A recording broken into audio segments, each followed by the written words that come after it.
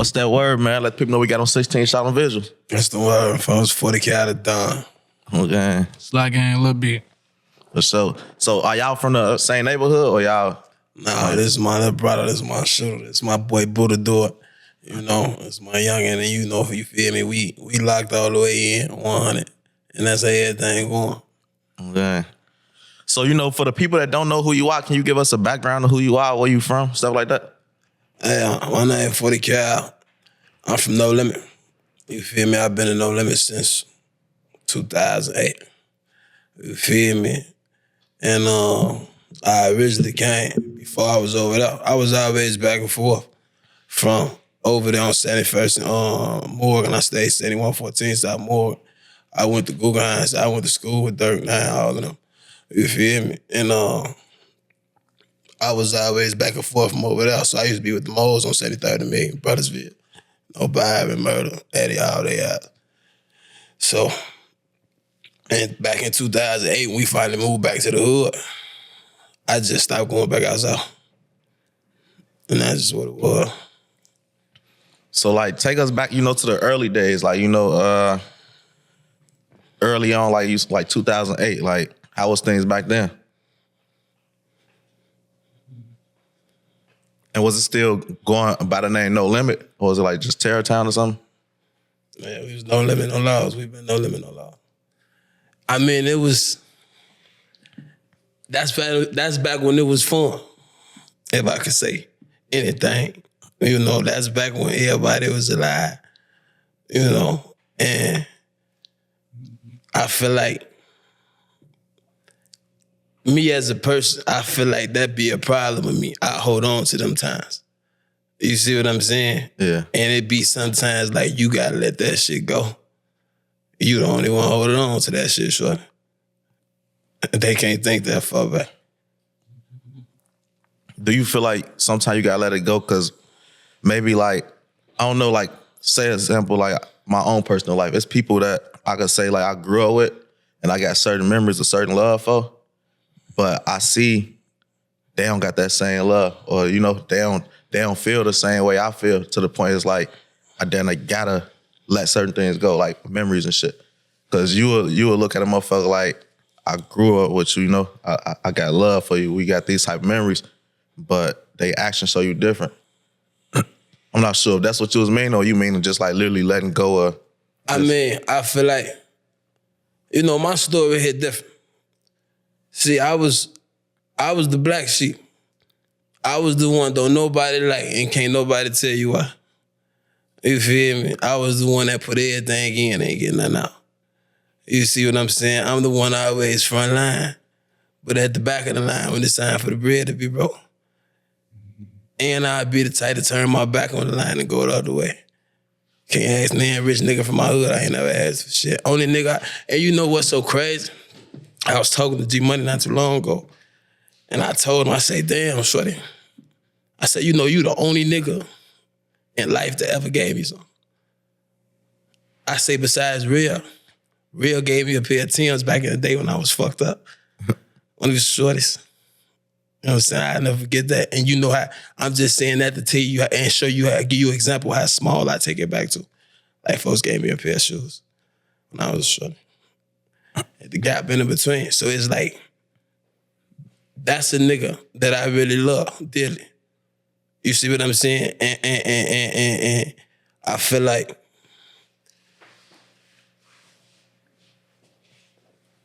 through everything that happened, a motherfucker played fair. You see what I'm saying? A motherfucker never did no weird shit or no bogus shit or sided under no bogus ass, no act.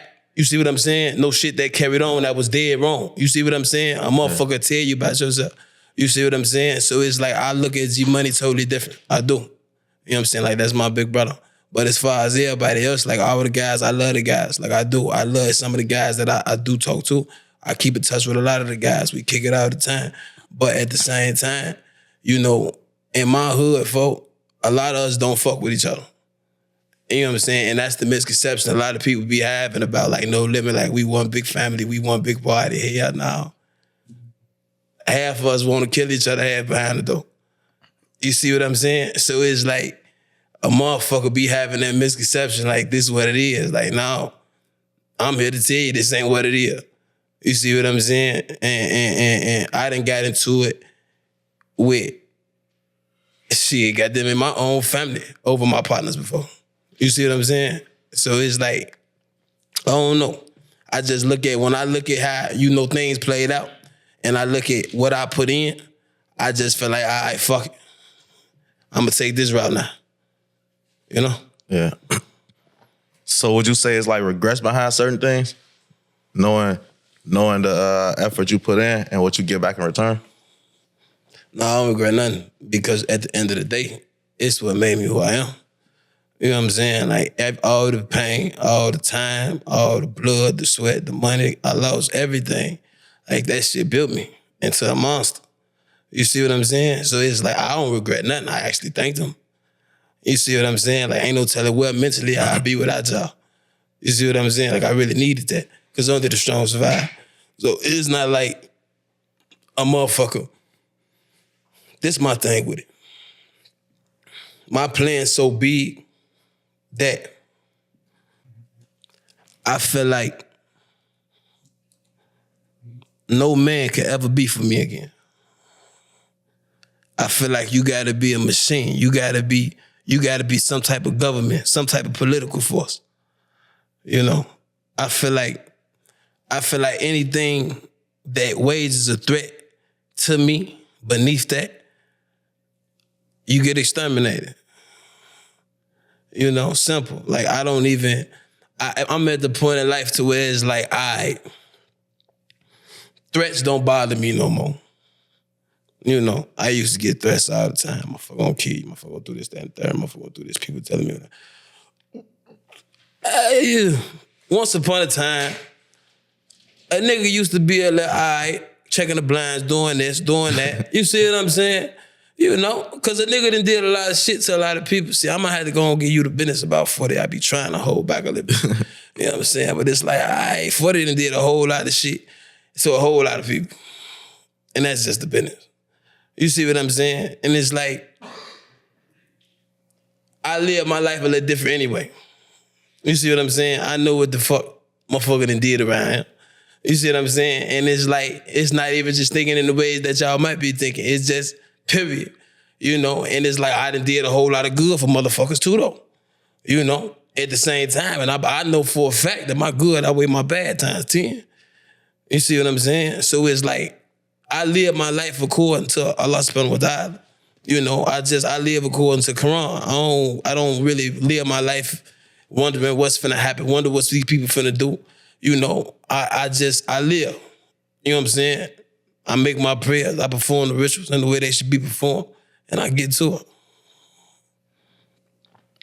So what would you say? Because, you know, earlier you were speaking on like how everybody look at No Limit like a family. Never leave my brother, you know. And you had said like it's division between people. I want to ask like, what caused the division? Like, was it once certain people started like seeing success in music? Was it before then? Or do it have anything to do with? I'm gonna say, I mean, you had multiple breakups that happened in No Limit. It wasn't just one or two. You had different parties of people breaking up and, you know, doing their own thing. 2s and 3s and 4s and 5s and shit 1s. You know, motherfuckers just branching, doing their own thing. And it was really, I guess, the money played a part. You know, we can't act like it didn't. It's definitely the business. That's the business. The money was there. How could it not play a part? You see what I'm saying? And so it's like, okay, the money came. So did change. Change came with it. You know, everybody didn't like the way the change happened. You know, everybody didn't like that they wasn't part of the change. You know, and it's like, I don't feel no type of way about nobody paper. That's just me. Let's get that off the, you see what I'm saying? Get that understood. I'm not the type to be like, oh, shutting them up, whatever they up. Motherfucker supposed to be doing this, that, and third. You know what you're supposed to be doing if you ain't doing it. You see what I'm saying? If you ain't do it, you ain't do it, folks. You feel what I'm saying? Like at the end of the day, that's the business. Not me personally. I'm a free-hearted nigga. You know what I'm saying? I always giving, so I always could look at a motherfucker and be like, damn, you dead right? But I know the story though. You see what I'm saying? It don't shock me. I'm not amazed. I'm not gonna even waste my breath with somebody that, you know what I'm saying? If that's not, you see what I'm saying? Like that's not me. I'm always gonna be the one to go. I never rode no coattails, so I've never been around. I've been knowing rich people a lot of my young life. You see what I'm saying? Adult life, brother. You see what I'm saying? Young adult life. So it's like I ain't never ran up under no nigga, tried to be up under no nigga. You see what I'm saying? Ever. You know what I'm saying? And it's like, I'd rather take my route because I'm a boss myself. I'm the Don. I don't gotta be running up under no motherfucker trying to, you see what I'm saying? Act like I'm riding your coattail or try to get somewhere with you. I got my own plan. I got my own vision. I got my own mindset. You see what I'm saying? And I gotta execute. You see, I'm already feel like I'm behind. You see what I'm saying? Motherfuckers did all this time. You know what I'm saying? Now motherfucker already gotta do what they gotta do. I got these people on my back. I still got pen and charge, shit all over nigga head. You see what I'm saying? Nigga really around this motherfucker playing, I don't know what the fuck you call it. You see what I'm saying? Some type of video game around this motherfucker. For real. For real, shut up my lines, right? So like this was really going on. Like a motherfucker never believed in everyday, a nigga life every day. You see what I'm saying? Like what the fuck it take? You see what I'm saying? Just to wake up the next day. You feel me? And what my everyday life consists of, for I don't never leave the drawing board for. Every day, every waking moment, for I'm standing on business. Some type of way. I'm standing on business, for. I'm standing on business. I don't got too much time to joke. I ain't got too much time to fuck around for. I feel like that's what got to be done for. I'm standing on it. I could be standing right here talking to you in the kitchen for, but at the same time, I'm standing right here talking to you for. I'm standing on business. In some way, business getting stood on. You just can't see it. You see what I'm saying? So it's like, that just be my recipe for things. And I don't care how long it be taking me a lot of times. Like, I know my recipe. I know my life. Every man got their own situation. And you know what I'm saying? But I know my goals now. Like, my goals is billions. I want billions of dollars. You see what I'm saying? And I got plans to make billions of dollars, foolproof plans. You see what I'm saying? And so that's where I'm at right now in life.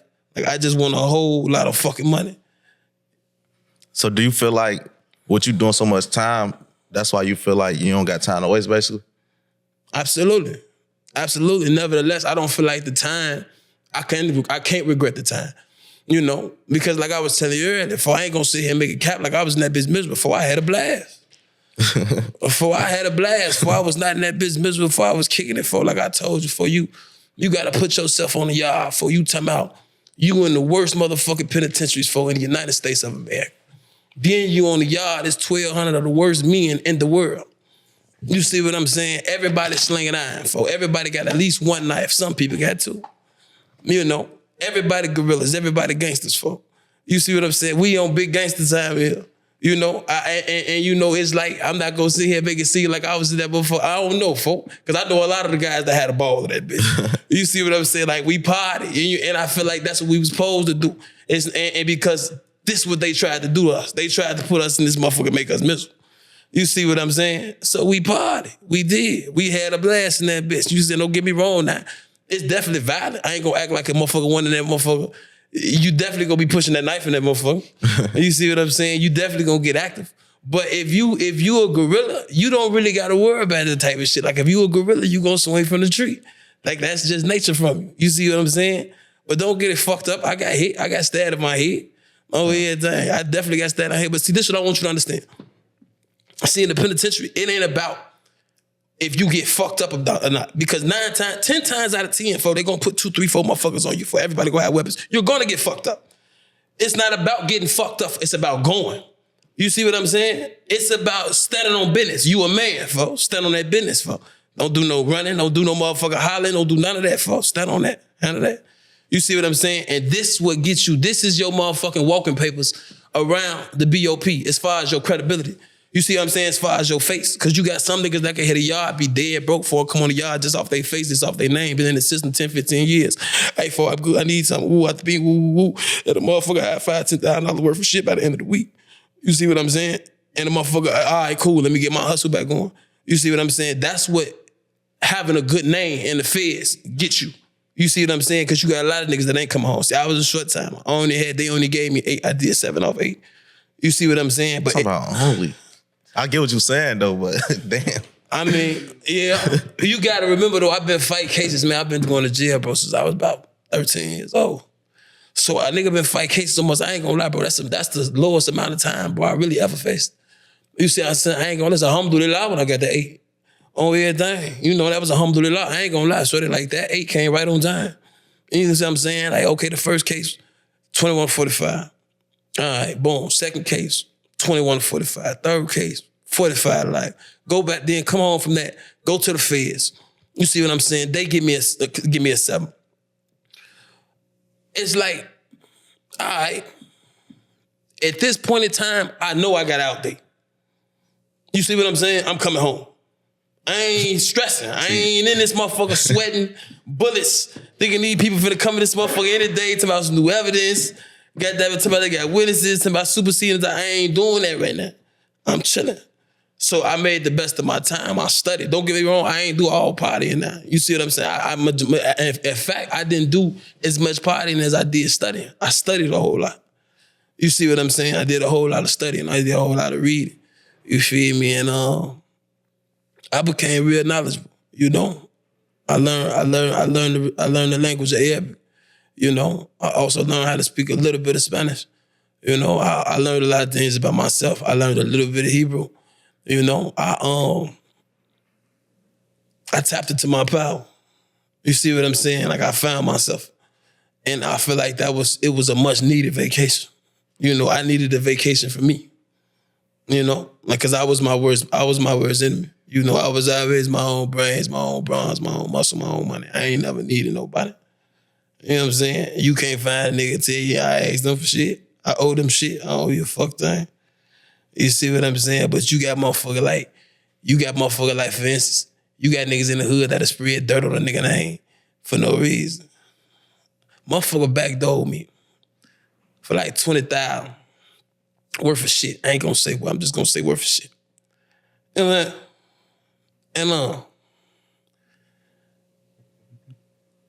after the backdoor happened, a motherfucker wanted his hat.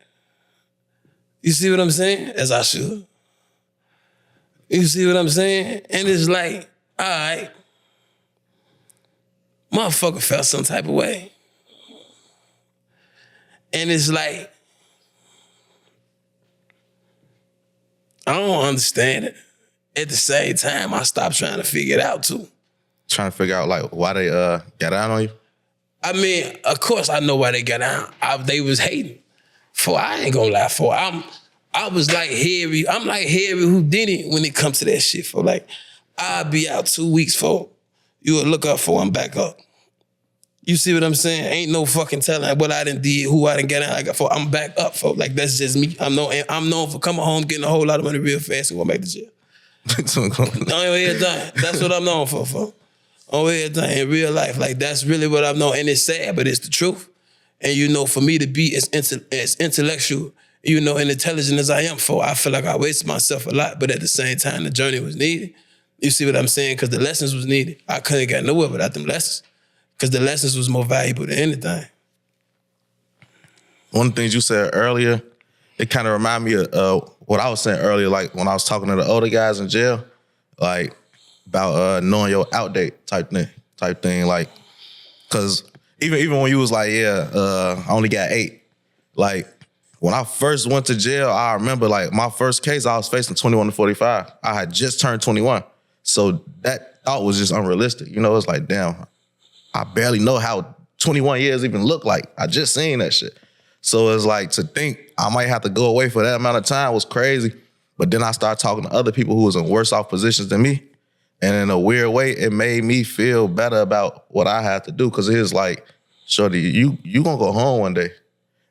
And you're not doing 21 to 45. Don't let them tell you that shit. You know, your first adult case, there ain't no real evidence. You're not. But basically, like, one thing I learned is it's a mental game for real. Like, and I could tell by some of the things you say, you done did time. Because it's like, if you don't condition yourself mentally, you done can't do it. You know, like if you don't tell yourself like, all right, I got my out day, I'm just waiting to it. Like versus being in jail, not knowing and just getting continuous.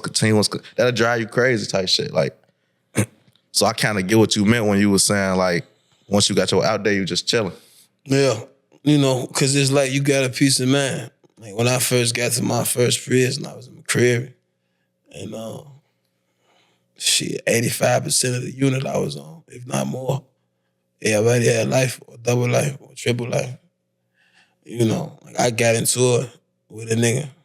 And one of my Muslim brothers, actually, subhanAllah. And at the time, I ain't knowing who he is. He ain't knowing who I am. And I ain't knowing how the politics work. I ain't knowing, like, you can walk through a nigga table and get stabbed. I ain't knowing that. The respect level was everything. I just got snatched out the county for. You see what I'm saying?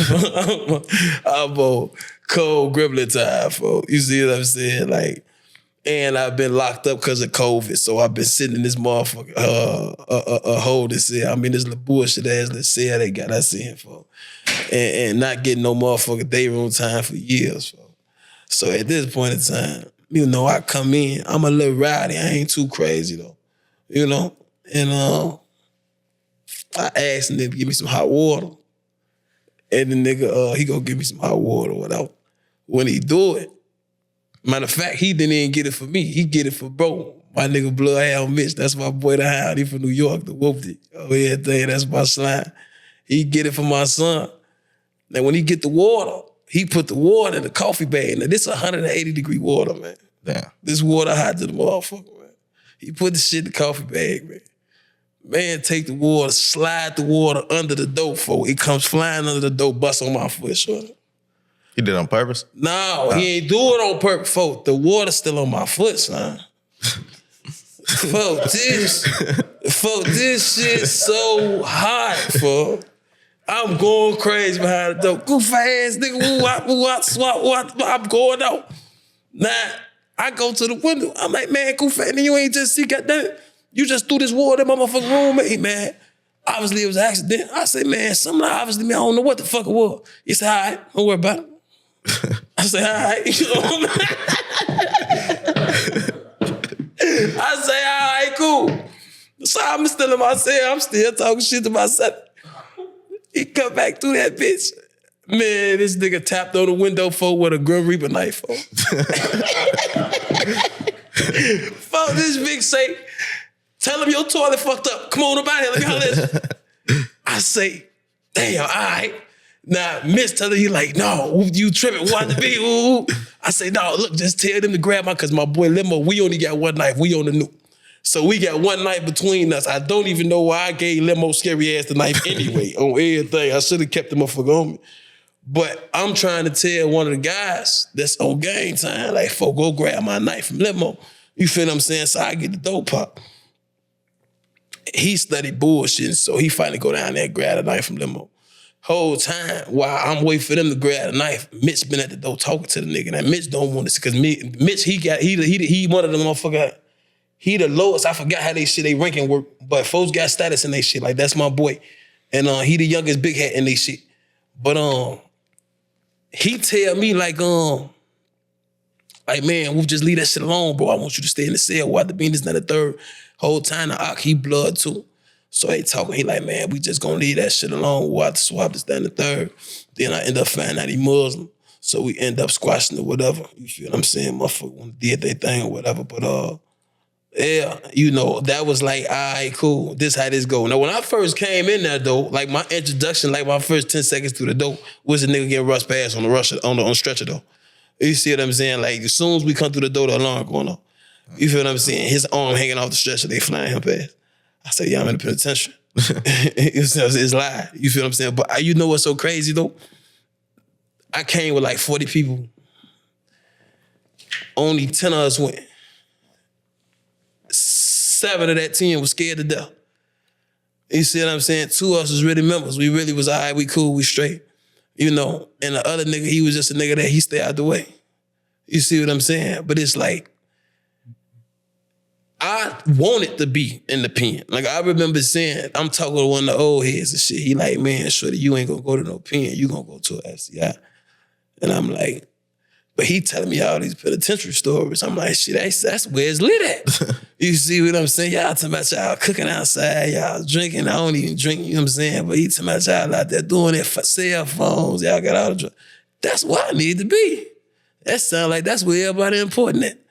You know? So when they sent me to the pen, I wasn't really mad. I was like, all right, cool, this what it is, you know?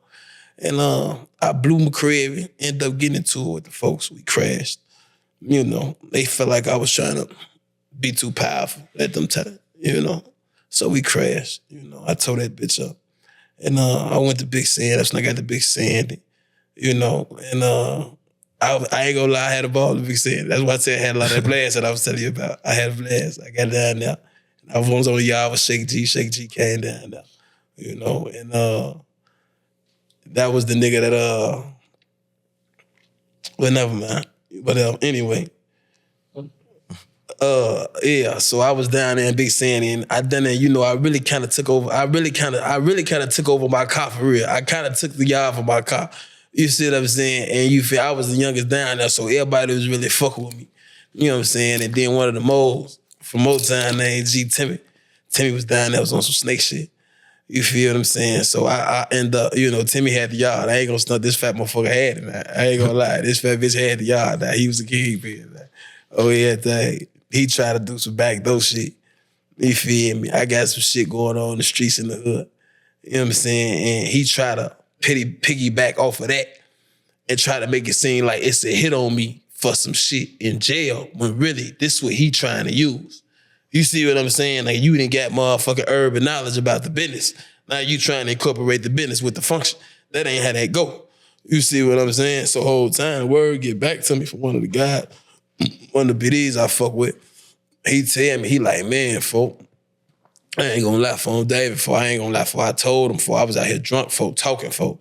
And I end up telling him the business, folk. That's how he know the business, folk. He don't know shit about what's going on, folk. He know because of me, folk. I say, all right, bet. 100. So now when I figure this out, I apply full court pressure. Oh, you don't got none of the motherfucking receipts you claim to have. You see what I'm saying? Because you talking about you just got an email from the motherfucking princes in the world talking about put 40 under arrest, goddamn it, and y'all waiting on the motherfucking email back talking about whether y'all supposed to hit me or not. How the fuck this just happened? You see what I'm saying? So now I run down. Hey, family, what the business is? You know what I'm saying? Like, you do, what's up? Let me see that email you talking about. You don't got to show you shit. You don't? All right. 10-4. The whole time, one of the moles been to me, he like, man, you know, that nigga Timmy ain't had no email in like a year, folk. They been suspended his email. So I say, yeah, he playing like that. He just said email. Nah, man, one of the moles been knew this, folk. He been knew this man ain't got no email, folk. I say, for why you playing games? See, y'all don't even worry about it. I call, I get the press stuff. I call. I say, man, look, man, Timmy down here playing games, man. Matter of fact, I'm lying. Mo called. He say, look, man, this man Timmy down here playing game, man, push it on this man's name, man, watch swap. He say, man, look, man, y'all go handle him. You see what I'm saying? He dead wrong. You feel what I'm saying? Y'all ain't got to put that motherfucker on him. But goddamn it, get him up out of there because he wrong. You know what I'm saying? Tell 40 is on him to handle how he see fit. You know? So once I get the green, I say, you know what we gonna do? We finna rob his fat ass blind. So everything. We might well go and get the lip paper. On everything. We go on that motherfucker. Like, we probably got about $40 up off his ass. On everything. And everything. We probably got like $40,000 up off his ass. Oh, you talking about in prison? Yeah. 40,000 or what? Like money? Stamps. Stamps. That's the money in prison. Man, you gonna get a whole lot of motherfucking stamps. You know what I'm saying? You gonna get books of stamps or they gonna be single stamps. Like a flat book of stamps costs, I think right now they like $12. You know what I'm saying? So in jail, flat books, people say they flat books because, you know, you could turn them back in and get your money. So people stack them bitches up. Or some people just hold them and just sell them for more. You see what I'm saying? But nevertheless, that's your currency when you're in jail. Or you do cash app to cash app. But Timmy just is a nigga that just had a whole lot of stamps in his room. You see what I'm saying? So one of the things you had, or before we even go to that, I want to ask you, like, what was you locked up for the last? I went to the feds for robbing gun store. That's what I just got out the feds for. So how was that? Like, was you like robbing a string of gun stores and then finally got caught? Yeah. Basically. I mean, but I didn't get caught. Motherfucker told on me. Yeah. I never get caught. See, that's why I'm legendary in the street. I don't get caught doing nothing. I get told on. You know what I'm saying? And it is like, I ain't even really started on that really note. You see what I'm saying? On how many motherfuckers told on me. You see what I'm saying? Like, I done had statements from everybody and their mama.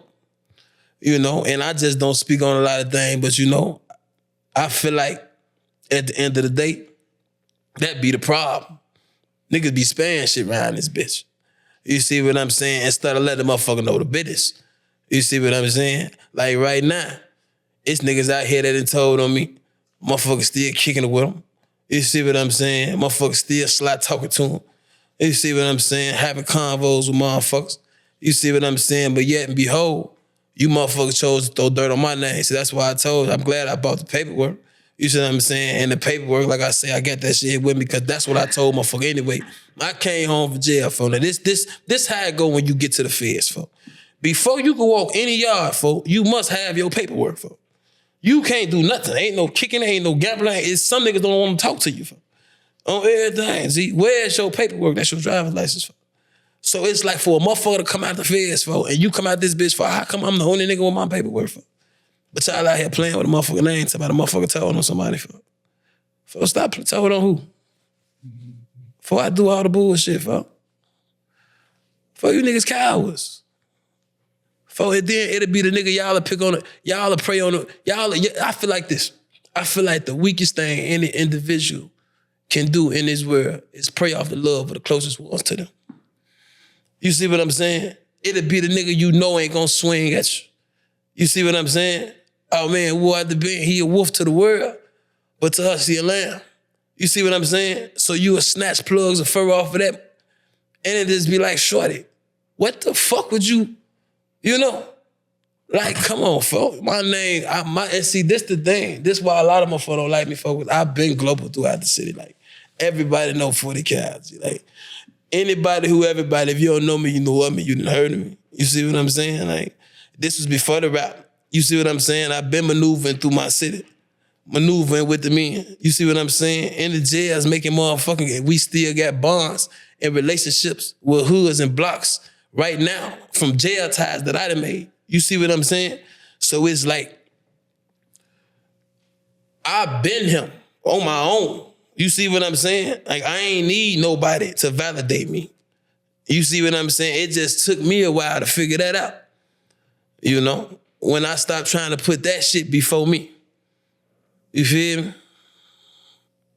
So when you say somebody had told on you, was it like a person that you had did the liquid type shit? They got caught and told on you?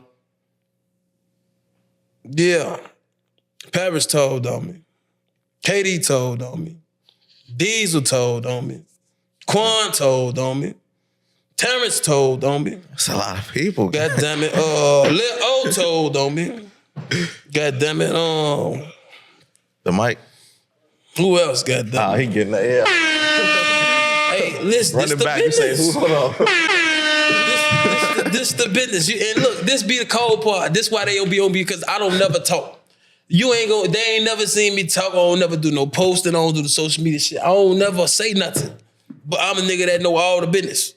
You see what I'm saying? I was the spook that sat behind the stairs. You see what I'm saying? Like, I'm the nigga that know who people really is. You see what I'm saying? I know a lot of shit that motherfucker don't pose to know.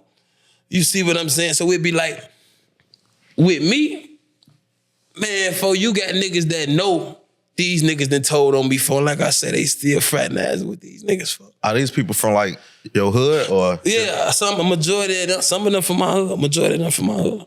Because a lot of the fans, like when they watch this, if they not from the rack or really know these people, they probably ain't gonna know who you talking about. I'm talking about, you feel me? Like would these be names that? No Limit Pero told on me. You know, Diesel the Weasel. Diesel told on me. Everybody know No Limit Diesel. If you don't, I'm sure you can find out who he is. You know, and it's a nigga that told on me that broke my heart. I ain't gonna even lie to you. I'm talking about hurt to think about it. You feel me? And it be like, damn, for like, out of all the people, because I like this type of nigga I am for. Like, I don't do wrong to nobody that don't got it coming. You feel me? So for me to be and play the part that I done played for, you'll fuck over the thing the closest to you. You see what I'm saying? Like, these are, for instance, for this man to call me and my girl for 4 a.m, for tonight his baby need diapers and wipes and shit. For like I don't even stay on wherever the fuck you stay at for. Stay on the other side of the city. It's 4 a.m. For then you know type of nigga I am for. I ain't finna just go get you for. I'm gonna get you enough of this shit so you don't call my phone no more with this shit for. You feel me? Type hit a lick, come to the block for everything on me. You feel me? Come to the block looking for niggas who ain't, shut up, get in. You feel me? That's me. My own motion, I've been at my own motion for. You see what I'm saying? Like I was not worried about nobody else function for. I've been had my own motion for. On everything for. And you know what's so crazy? First time I ever had codees in my life for is when I let them niggas in my motion. Cold water. I was doing fine, just all bad by myself. You know what I'm saying? I was doing fine by myself, bro. You know, and then that'd be like the harsh reality shit that hit you. And to be like, damn, I never needed you niggas. You know? Not like anybody needed anybody. Shit, who is anybody? You know? Don't nobody need nobody, I guess, if that's the route you want to take. But at the end of the day, I feel like, you know, for a lot of motherfuckers, a lot of people got to places being created players. Sound like Kyro with that one. You know, and it's not even this, and I'm not even on that, cause you know, roll a fool.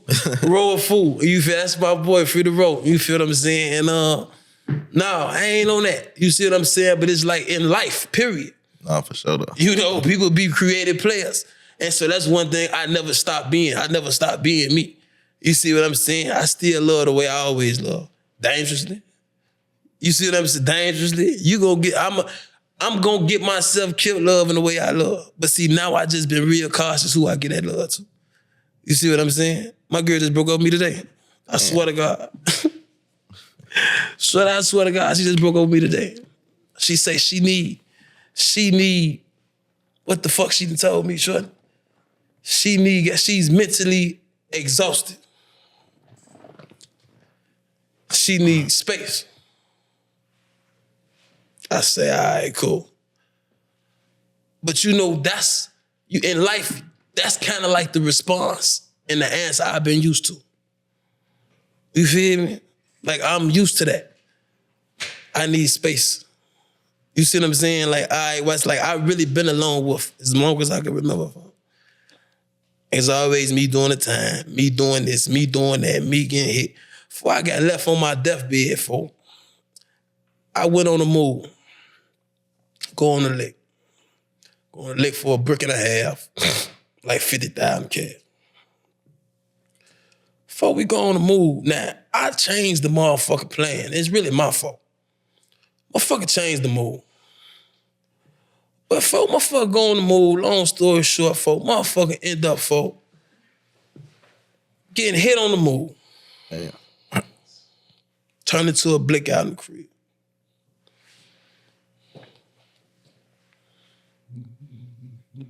Meanwhile, I'm calling my partner like, damn, you can't come get me, shorty? Like, I'm down there finna die. Oh, like you still on the scene that the shit happened, that type shit? No, by this time, I done got to the motherfucking hospital. The first time I called him, I was on the scene. The second time I called him, like, shit, I'm in the hospital now. Now I'm trying to, you feel what I'm saying? Shake a tail, fella. You feel me? And it's like, all right, cool. Motherfucker told me no. It left me there. You literally left me on my deathbed. You see what I'm saying? In real life. So it's like, All right. I should have knew then. First time. That wasn't even the first time. That's just the first time my life was in motherfucking, and it was on the verge of being taken.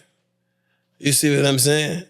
And it had been seconds and thirds after that. But it's like, ain't no, niggas don't love, ain't no love out here. Don't nobody love you, bro. Don't nobody get no fuck about you for real. I be like, I'm at the point now, don't tell me you love me, bro. For real, because I don't got no thermostat on my heart. I don't got no motherfucking, no 55. I don't know how to put my shit on 55 degrees Celsius or 70 degrees Fahrenheit. Like, when my shit on, it's on. You feel me? Don't put me on a motherfucking situation to where I never tell you no, but I call you for a tenth of the shit you would call me for, and I won't even get an answer back. That's fuck nigga shit. You misuse me. You misuse me. Do you feel like being like that, loving that way is dangerous for yourself and others? Absolutely. It's bad for your health, but nevertheless, you got people you got chosen ones down here. You got people who put here just for the benefit of the world. I'm one of them people. See, I don't get my fruits of my labor down here. I get them when I get the dinner. You see what I'm saying? So right now, I'm the sacrificial lamb. I'm put here for the benefit of others. So it's like, I understand that people gonna use me. Just when you use me for the right reasons. You see what I'm saying? Don't misuse me. That could be the worst thing you could do, is misuse a nigga like me. You see what I'm saying? And it's like, you find yourself, I used to find myself trying to fit in with these weird ass niggas, man. Weirdo ass, goofy ass, fuck ass, clown ass, bitch ass niggas, man. Scary ass niggas, man. So did it have you feeling like you was the weird one or the oddball? Yeah. I got me looking at my, it's something. But then I seen it and I did evaluation one day. I never forget it. I say, damn, shorty, you ain't never crashed with a real nigga. If it wasn't my doing, if it wasn't me having to aid you in the motherfucking assistance where it was multiples, you see what I'm saying? Or I inherited some beef or we done just call it. I ain't never just wanted me and him, you a real one and I'm a real, we ain't never got into it. Then I started looking like, damn, half the niggas in my hood, folks. It's like, I bet I understand it because y'all ain't my caliber of niggas either. I just love with a different type of degree. You see what I'm saying? So it ain't like I took it all personal. I didn't. You see what I'm saying? Because motherfucker ain't on what I'm on. I ain't on what y'all on. We ain't got no reason to be fraternizing and kicking it and doing all that shit. I ain't on that either. You see what I'm saying? Don't get it wrong. Like I say, I'm a nigga that be on my own time anyway, folks. I don't come around. I do. I come around. I'm always in the hood, but folks, that's like at the same time, I don't come around. Like we'd be on the same block. I'm down here, they down there. You see what I'm saying? Now, when it's time to do what we gonna do, yeah, and it's time to come together, yeah, absolutely, that's the business. I'm always there for the business. But nevertheless, though, folk, motherfucker ain't, you feel what I'm saying? So when it happened, it's like, when a motherfucker finally did do what they did, it kind of was expected. You know, it was kind of expected. It was. You feel me? Motherfucker kind of expected everybody to do what they was gonna do. Everybody kind of considered me the underdog. You know, because majority, half the city, if not half, more than the city, for like, a lot of motherfuckers already really expected me to be dead anyway. You see what I'm saying? So it's like, I'm at this point in life. My foot on the gas, I ain't stopping for nobody. And I don't got no loyalty to nothing but me and mine. And that's just where I'm at with shit. Like, I ain't gonna lie to you. I feel like I've been misused too long. And this just for everybody. This ain't even for just no niggas, no. This for women, niggas, family, all type of shit. You know? I'm just at a point to where it's like, all right, shorty, you a king. Get back on your throne. You know? Get back on your throne by any means. Because I done tried this way. You know what I'm saying? I done tried y'all way. I done tried the, all right, let me lower my wing and take care. Y'all plucked every feather. Y'all plucked every feather. So it's like, nah, shit getting ran over. By any means necessary. And right now, I'm really on a mission. if anybody was to get in the way of and divert my attention from me chasing this peg right now in this paper, folk, brute force. Brute force. I ain't playing with that. Listen, man. They know what's going on. Like, man, come on, man. Like, and you know, and this is why I love my city, because in 2025 in Chicago, man, if you been in the trenches 10 motherfucking toes, man, you a stepper. You a stepper. So we ain't got to talk about that. You see what I'm saying? So it's like, we already know what my city consists of. We already know what's going on in my city, for. Like, this is my city, for. You see what I'm saying? Like, I love my city, for. I don't feel like nowhere like my city. And I've been a lot of places. I ain't been everywhere. You see what I'm saying? I've been a lot of places, though, and I don't feel like no place is like my city at all. You know, my city is home. You see what I'm saying? Like, this home to me, you know, and there's still a lot of good in my city. It's just a lot of people don't understand my city. You know, it's really sad, you know, when I just think about it and I be looking at the city when I be riding, I be in traffic and I be like, damn, you know, we really killed everything. Like, we really killed the whole city. Like, for real, because now I look at the shorties and I look at the shorties out here and be like, damn, for they lost. They really don't even know why they out here.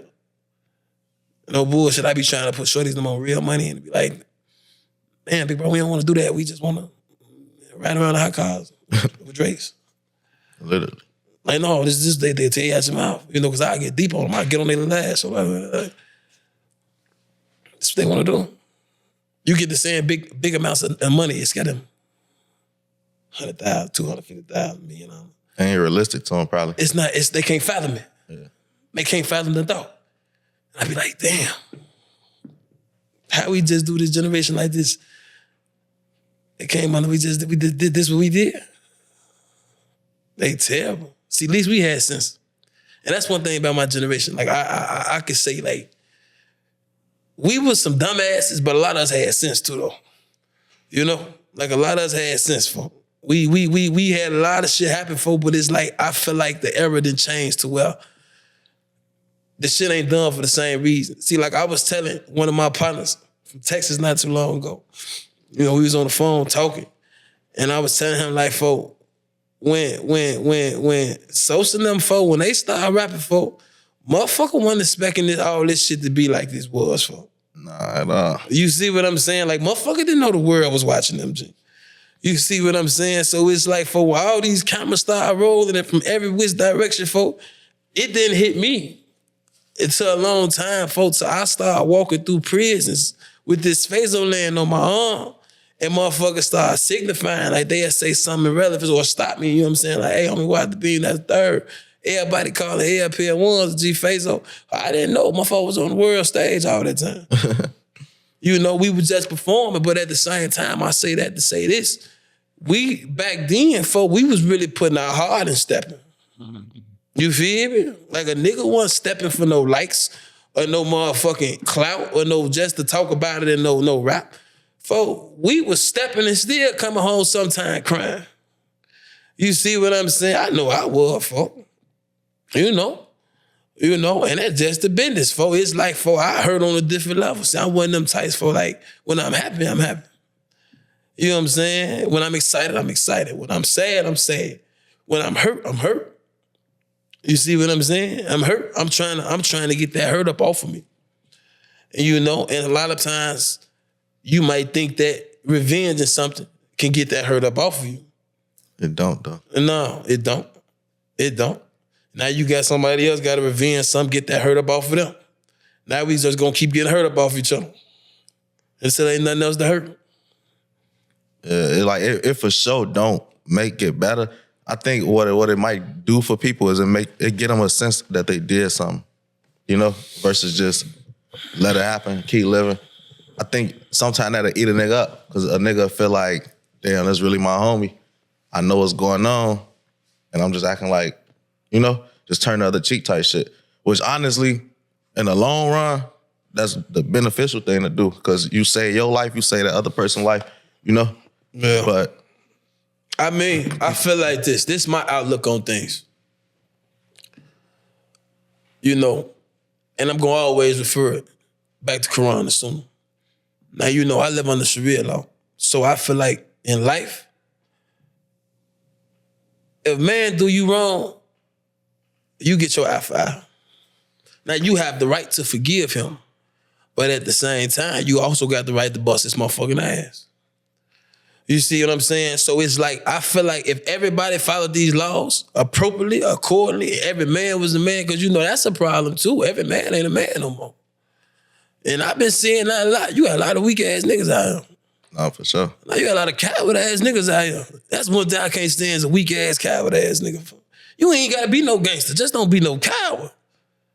I can't stand that weak ass shit, for. And I be seeing these women in these situations, for with these weak ass niggas like ain't no motherfucking way. You go to work, you pay the bills, you watch the kids, you take care of the motherfucking food, do all that shit, take care of his goof ass. He's sitting in this bitch playing dominoes all day.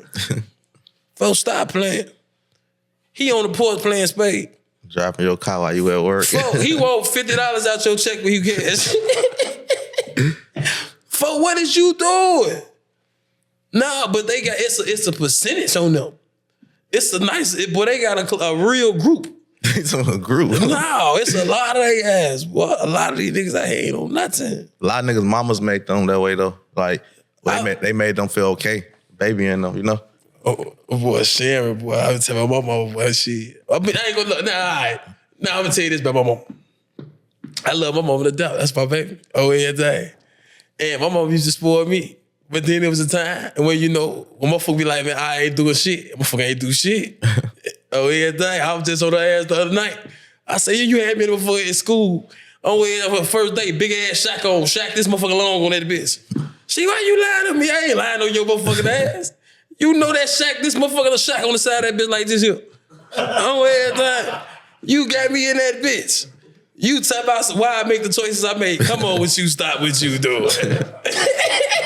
Just stop this madness. Please. What do you mean?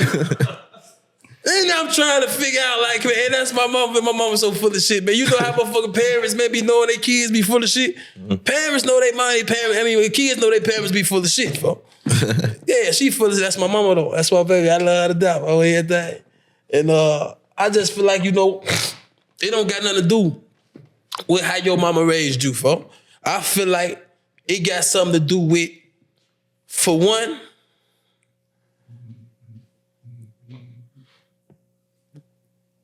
you got some type of inferior atom that run through your genetics. I don't know what it is. I don't know what it's for. I don't know why you have it. But it's something that be in these men that I guess they feel like they get over or they win when they succumb off a female. You know? Yeah. And it's just like, by me, I ain't gonna lie, I grew up in a house with a grandma and a grandfather. I know what black love look like. I just lost my granny last September. You know, like she died when I was on a violation. You see what I'm saying? Like I done seen 57 years of marriage. You see what I'm saying? I can't count no arguments. I can only count one time Granddad raised his voice to my grandma. You see what I'm saying? So it's like, I know what that look like, and I know what type of products that can, you feel what I'm saying, it could present. But at the same time, I'd also seen men come out with no parents. I'd have seen orphans. I got partners that was orphans come up and be great men. You see what I'm saying? Great men. And they understand, because in Islam, we can't have a wife until we able to take care of her and provide for her. And Allah, he said he prescribed for us 4 wives and a handful of concubines. I ain't gonna say the concubines, I don't want to scare the woman right now, but you know the 4 wives already be eating them up. You feel me? But he prescribed 4 wives for us. And Allah recommends that we get 1. He does. But he says that, you know, get what you can handle. You know, because you got some men that they mission was so big and so divine that Allah decreed more than 1 woman for them. You see what I'm saying? 1 woman just can fulfill that man. You see what I'm saying? He might love the way you love him and the way you cook and the way you do this. And then I can't even really say that. I can say that for other people, but me, I love on a different, so it's not like I could ever love her more than you. You see what I'm saying? It could never be that. I love y'all for totally different reasons. I love you for you. You're not her. You see what I'm saying? Like it's not. That's not how the fuck that work when you in love. I know how to love 3-4 women properly. I do. You see what I'm saying? Like that's not a task for me. See, I don't know. I never allow myself to be in love with more than one person type shit. Like I might not been completely, I'd say like faithful to one person, but like who I really like open up to. Right. I never did that because I feel like that'll just complicate shit. But I guess when you not, like if you're doing it like the way you talking about and this your wife, that's one thing. But when you fucking around with different girls, you don't want to be in love with 2 different bitches.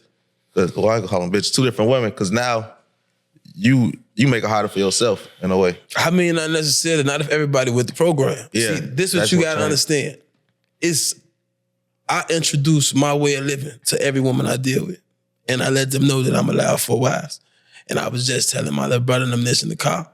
Telling them like, folk, you gotta understand, for me to introduce to a woman that I'm allowed 4 wives is different from a man saying he Muslim and he just coming through here trying to come through here with different females creeping and slide in and out this motherfucker every day. For I pray 9, 10, 11 times a day. I fast, I ding, I take care of the office, I pay my tithe, I go to Juma. I'm really Muslim, I'm really that thing. You see what I'm saying? This not so. So when a woman sees this every day and she see your way of life and she see this your practice, she say if she don't know nothing, she know this man love God. You see what I'm saying? So when they see that and you come at them, hey, well look, Allah subhanahu wa ta'ala said I can have 4. What leg she got to stand on? I'm just in actuality because at the end of the day, I might not need 4. I might not, but I don't know what Allah got in decree for me. You see what I'm saying? I might get 1 and it be like, all right, cool, this what it is. I'm happy. You see what I'm saying? I might get 4. Ain't no telling. I don't personally want 4 though. That's me personally. I don't want 4.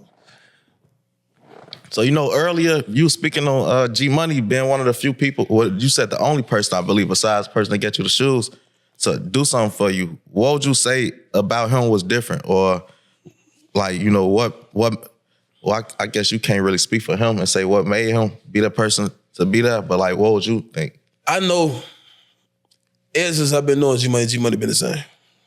Gmoney been the same woman. Gmoney been hustlers, thoroughbred hustlers, you know, all their life. You see what I'm saying? Real discipline. That's one thing I admired about him that I used to envy, you know, behind closed doors, to be honest, his discipline. You see what I'm saying? And that's really who, when I came to the hood, that's who I was running up under, Gmoney. You see what I'm saying? And of course, as life will have it, destiny took its course and we both had our own paths to life.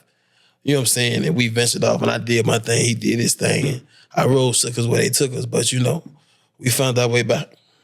You know, we found our way back, but it's like, yeah, though, he been like he been forever, bro. Like, Gmoney just been a genuine nigga. You feel what I'm saying? Like, he a motherfucker that you go to when it's a problem, we gonna bring it to Gmoney. You see what I'm saying? When some shit gotta get figured out, or we gotta make a march, or we gotta go slide, we gonna talk to somebody that some shit need to be figured out. Let's go holler at Gmoney. You see what I'm saying? And it was just like, all right, cool. And I just seen this hustle at a young age. I sat back. I knew I didn't have the discipline. And that's one thing that I hate in my younger life that I lack terribly. And even as an adult still, I lack is discipline. That's how you get up if you hustling for it. Ain't no secret. You gotta hustle. You see what I'm saying? But see, I didn't understand the true definition of hustle. See, people understand hustle. You know what I'm saying? They hear it. But they don't really know the breakdown of what hustle is. You see what I'm saying? When you hustling, you gotta go. You see what I'm saying? You hustling. You ain't enjoying. You ain't splurging. You ain't, when you gamble, that's a hustle. You see what I'm saying? See, some people treat gambling like gambling and treat gambling like hustling. You see what I'm saying? I ain't coming to have fun with you when I'm shooting these dice. We ain't laughing and kicking in it. This ain't fun. I just lost 20, 30 in here with you. Bro. You see what I'm saying? So it's like people treat the game and they treat life different. People is, like I say, life is perceptions. It's all about how you perceive things. You know, you got some people that don't mind losing money. You see what I'm saying? Or whatever the situation might be. You got some people for that hate it with a passion. You know? That's all about how you view things. So Gmoney, is he related to Bibby? Yeah, that's Bibby, big brother. Yeah. So would you say you got a relationship with Bibby also? Yeah, we got a relationship. You know what I'm saying? I don't talk to him as much as I talk to Gmoney, but it's definitely a relationship. was one of the things I noticed when I did the interview with Kyro and Juvie. Like I don't know, it's like they had different energy for Bibby than her, and I've been trying to understand it. Like, and I guess Juvie basically was saying something like he basically saying like, yeah, Bibby ain't really doing much either, but Bibby ain't like misguide people, I would say, or like tell people he was gonna do something or act like he was. I feel like this. I mean, or even say that he doing things that he not. Okay? They took two different routes, even though they took the same role. If that makes sense. See, Bibby Herb put that shit on his back. Herb said he was gonna carry no limit. Herb said he was gonna do that. He put that, I get my niggas all that. Bibby ain't never. And then I remember times where everybody was on Herb dick, because I remember when they had first dropped Kia shit, I had just got booked, you know. But that brought Nicki and them out. You see what I'm saying? Didn't Herb diss Bibby at a point in time in the song? Like, not like direct where everybody get it, but on some like basically like, I'm the one that ain't leaving my brother's type shit, and you know. I can't say he did. I can't say he didn't. See, the fan, they gonna find the song. I don't know the name of it, but it's a song. I might be wrong. This is just me, my point of view. But like after seeing the interview, matter of fact, Kyro pointed it out. Kyro said in the interview, he said the line. It was something like, I would never ever leave my brother. He got on and he left his homies. The guys did way more for her than they did for Bibby as a whole. As brothers should. You see what I'm saying? So it's like Bibby was on autopilot. Bibby was a hustler. Bibby had his own money. They had their own money. They was a 3-man band. Him, Bibby, Whitemore. You see what I'm saying? Like they had their own shit. So it's like they didn't owe nobody shit. You see what I'm saying? Bibby had already told the motherfucker anyway, before he get his check, he gone. You know? So it was like, it wasn't no surprise. You know, like a motherfucker jumped out of Jack in the Box. Motherfucker ain't got no check in the mailbox. You know, so but see, Herb gave a motherfucker a different outlook. See, Herb had a motherfucker seeing a different vision. You know, I felt like he had a motherfucker thinking he was gonna do some Master P type shit. You know, I don't know exactly what the fuck they was thinking, because I told them the same time, at the end of the day, yeah. You know, and especially if I feel like, to be honest, out there, her situation, I feel like, yeah, Juvie said he had it. Juvie definitely, you know, he could talk his shit. You see what I'm saying? Crazy J, I feel like if anybody had a reason to be pissed, it'd be Crazy J and Max. You see what I'm saying? If anybody would have been the ones to talk that shit about that, folks, that's just me personally. That was just me, you know what I'm saying? And my prerogative, you know, because a motherfucker, don't get me wrong, a lot of motherfuckers, I remember when her got shot. You see what I'm saying? I took my 30 off my hip and gave it to her. We was on Escanaba. You see what I'm saying? Oh, yeah, he was on Crutches. I think it was Fazo Day, if I ain't mistaken. So I want to ask you basically, like, when Herb was basically saying the things that he was gonna, you know, do, or pushing the message he was pushing, do you ever like look at it from perspective, maybe like, you know how like when you don't know how things are, you be like, man, if this was me, I'd do it this way. If this was me, I'd do it that. And then you get in that position, it might not be as what you thought it was type shit. Like, cause I be trying to like understand like what would make somebody, you know, tell a group of people or have a group of people think this what we own and then not do it. Like I try to give him the benefit of doubt and say like, maybe it's just not what he thought it would be once he got to where he at. Like thinking like, all right, I got limited money, we all good. But then when you get here, it's like, all right, this shit, it is a limit to this shit. You know, it's only so many people I could have around. Or maybe some of y'all might not be good to be around me. Or, you know, it's a lot of different things. So I be trying to like. Yeah, everything play a part in that scenario. You gotta, once again, you gotta put yourself in somebody's shoes. Like I said, I don't feel like they did shit wrong. You know, because at the end of the day, shit, I got my own plan. You know, every man got their own plan. You know, long as your plan don't intercede with my plan and we don't get in each other's way, by all means, have it. You see what I'm saying? Like I said, I feel like the only thing a motherfucker had did wrong in that situation was, I feel like, poor communication. Communication ruled the world. That you allowed a lot of people to paint their own pictures. You see what I'm saying? Instead of telling motherfucker this what it was, it's like, you would tell a motherfucker this, and then motherfucker get on their IG and see you just bought a motherfucker $30,000 bag or something.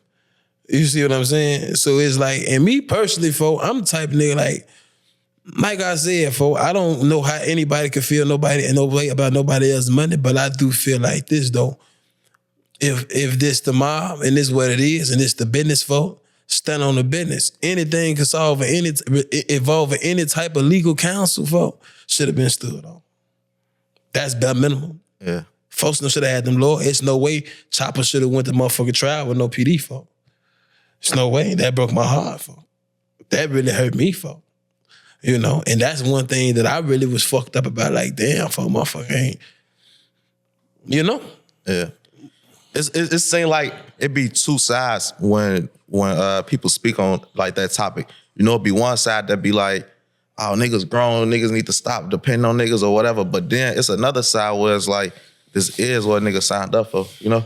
It's like, it's certain things, not saying you signed up to be nobody's daddy or be nobody's sponsor, take care of niggas, but like you say, certain things, lawyer fees, shit like that. Like, and like you just said, motherfuckers being free. So like I say, that's the only time I'm gonna put you on motherfucking stage and tell you to dance, folk, because folks not free.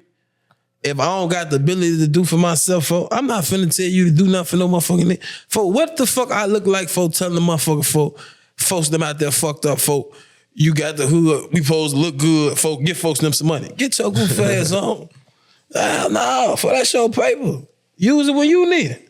yeah. You see what I'm saying, folk? That show paper, folk. And then I feel like if anything, folk, if men was being men once again, folk, you shouldn't even want the money. You should just want the motion. Just get put around. See, I'm the type of nigga like this, folk. You let me in the White House, folk, I'm gonna find my way to the executive office. You see what I'm saying? Just leave me in this bitch long enough. So with that mindset, I ain't gonna say nobody should be mad, but in a way, almost nobody should be mad, cause like the I would say like the attention that come around y'all name and neighborhood just off of like having prominent rappers like that. Almost like if you being realistic, like, and you really put the effort to it, anybody can make a way some type of way off of that alone. Like whether you don't even gotta rap. It's like say like it might take support though. Say like you had a clothing brand and you brought the idea to somebody that's lit from your neighborhood. Let me say this before you carry on, before I lose my train of thought. When that music shit did start, it did heat the hood up. It did do that. And I feel like that's a part that need to be, you know, that gotta go on the scoreboard because it exists. You know, like a motherfucker did, the ops stepped their game up. You see what I'm saying? We got more ops. You see what I'm saying? So that's definitely a part that played a role while motherfucker was doing all this dissing and talking and motherfucker eat steak. Now that part was brought up. You see what I'm saying? Like a motherfucker at LA, a motherfucker chilling, motherfucker wherever the fuck they at. Meanwhile, back at the barn, y'all. You see what I'm saying? We still out here slinging on. You know, and it's like, I get that part. But at the same time, I also get motherfucking young with some money they never had before. You know what I'm saying? Motherfucker moving. Motherfucker making bad decisions. Motherfucker want motherfuckers to make decisions they wouldn't even make. You see what I'm saying? So it's like, by me being the nigga I am, motherfucker ain't gotta ask for what he would have did. I do it every time. You know, it ain't, I'm always doing the right thing. Don't never do the wrong thing. You know, so it's like, me personally, yeah, I'm a hit y'all, but see, this is what I'm gonna do, I'm gonna make it make sense too, though. Ain't nobody finna just hit no motherfucker and make it, nah, I'm finna get this, what y'all finna do, get this, get that, y'all bust that, do that, fuck that, everybody should be up. You see what I'm saying? However y'all gonna do, whatever y'all choose to do, I don't give a fuck if y'all sit down and go get LLC for and bust a business down for y'all go get y'all some trucks for, figure it out. You just need a plan, basically. Because you can't just give a nigga money. And this is what I told my homie, them. I say, fuck, come with a plan. Fuck, it would be different if a motherfucker had a plan, G. Yeah. It'd be different. It'd be totally different if motherfucker say, "For look, if you give us this, for we'll have this by the end of the year." You see what like I'm saying? I don't know neither one of them, but I would assume if somebody came like that, somebody that they dealt with on that type of level, because you still got niggas being niggas in too. You see what I'm saying? You got people that don't fuck with people. You got niggas that don't fuck with niggas. You know, money turn niggas rotten too. And you know what I'm saying? And that's a lot. That's another. Like I got some rich partners. I do. I got a few rich partners. And you know, I deal with them. The ones I do deal with because they don't let the money turn them rotten. You know what I'm saying? It's like they still good-hearted people. Because I know some rotten, dirty motherfuckers, man. You see what I'm saying? Slime balls, slime hearts. And that's why I say, you know, I feel like an order keeper down here. I don't do wrong to nobody that don't got it coming. But you got some slimy motherfuckers out here in real life. There's people that that fuck over people that help them or helping them. Like, I never understood that type of person. Like, I get people that even do shit that people that didn't have it coming on a survival aspect, if that makes sense. Like, on some, I'm in a fucked up position, I need that. Like, I ain't saying it's right, but I can make sense of that. It's survival. But when you fuck over somebody that only helps you, I can't understand. Like, that's preying on the weak. My brain just ain't made to do that. That's preying on the weak. That's the only way that you can even process your body to carry on and act like that by you knowing like, okay, I'm gonna get down on this motherfucker. Either I know he ain't gonna do shit to me or whatever the fuck I did do to him, I ain't worried about him doing nothing to me. You see what I'm saying? Or he or she or whoever the fuck it might be. You just got a coward, folk. You see what I'm saying? I'm at the point in life, folk, I'm just busting your ass. I don't got no more talking to do with you, no more explaining, folk. I'm gonna step on you, folk. Not gonna play with you. I ain't gonna do no more talking, folk. I ain't gonna be doing no more because, folk, you got niggas out here for the violate code. You got niggas out here for the really risk their life, then gambled and lost, folk. Niggas out here doing a whole lot of time for a whole lot of dumbass niggas, for snake ass, bitch ass niggas, folk. And niggas ain't standing up for. I'm scared to get close to niggas now, folk. For real, I'm at a point where I don't even like catching feelings and gaining any type of emotional attachment to you, for because I feel like, damn, you cross me, then what? You see what I'm saying? Is you gonna do something that warn me having to bust your shit? You see what I'm saying? Is you gonna do some shit that warn me, goddamn it, at the end of the night, man, I'm mentally fucked up? You see what I'm saying? Is you gonna spill a secret? You gonna tell them? Because the last 9 motherfuckers did. That's what the last 9 is crazy. Man. At this point in time, bro, I'll be thinking everybody gonna tell me at that point. It be like, like some type of PTSD, like. But imagine coming home with you got everybody paperwork. They didn't get down on it. First of all, the streets done had the paperwork before you had it. Imagine coming home and you got everybody paperwork, and these motherfuckers out here talking about you supposed to be the police. You the only nigga with your paperwork. Yeah. I done got everybody on FaceTime, folks. Let's have a paperwork party, folks. Don't nobody got their paperwork. I'm the only one there with my paperwork. But everybody in this motherfucking circle, they ain't came up being the police. You niggas the police, fuck. Ain't no way around it. Niggas really the police, fuck. Like, I'm not sugarcoat shit else. What's going on, fuck? Like, niggas is the police, fuck. On everything. And that's just all that's to that, fuck. Like, and people is okay with that these days. So I don't even know why I be sitting here acting like I'm in some type of world where it's against the party, and you know the rule is the covenant, and then don't nobody get no fuck. You didn't that stated 6ix9ine, then fuck that, kick that door in. You see what I'm saying? He kicked that motherfucker in, so now everybody, they mama just walking through that motherfucker. You see what I'm saying? Don't get no fuck. You feel me? Like, so it's like I don't even get on that police shit no more, cause it's like a motherfucker telling folk, but they know who telling folk. Like, motherfucker try to act like on camera or on social media like they don't know what's going on. These niggas know who the fuck the police is. All these niggas know who police, fuck. Nobody do nothing about it, though, nowadays. It seems like, what? Man, he ain't tell on me. That's what they gonna tell you. I don't fuck with them. That's what they gonna tell y'all. Shit, I ain't doing nothing illegal. He ain't got nothing telling me. What the fuck you mean? Like, I noticed, like, people, I only did it once when I interviewed this guy. He go by the name FBG Butter, as far as, like, interviewing, like, somebody that was supposed to be a informant and knowing it or whatever. And it was people that had an issue with it. And don't get me wrong, I kind of get why you would have an issue with it. But then again, I don't, because it's like, if you look at what I chose to do in my life, like, at this point, I chose to pick up a camera. I chose to do interviews. I chose to do this to avoid doing the street shit, you know? So it's like, if this is the lifestyle I chose and it's clear and you see what I'm doing, if you chose the streets, don't the streets say snitches get stitches? Like, why is these niggas walking around?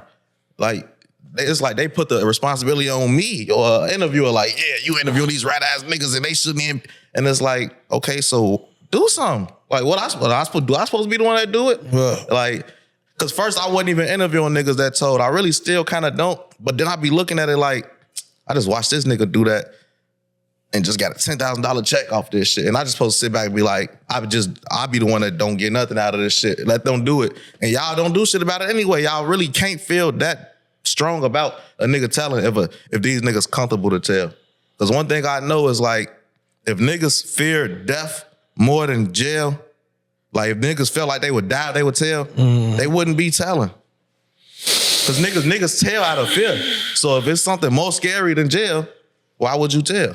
I ain't gonna lie. I done seen niggas volunteer. Man, coming through that federal system, bro. I ain't gonna lie, just my walk of life, period. Just being in the underworld. For you will see some wicked shit.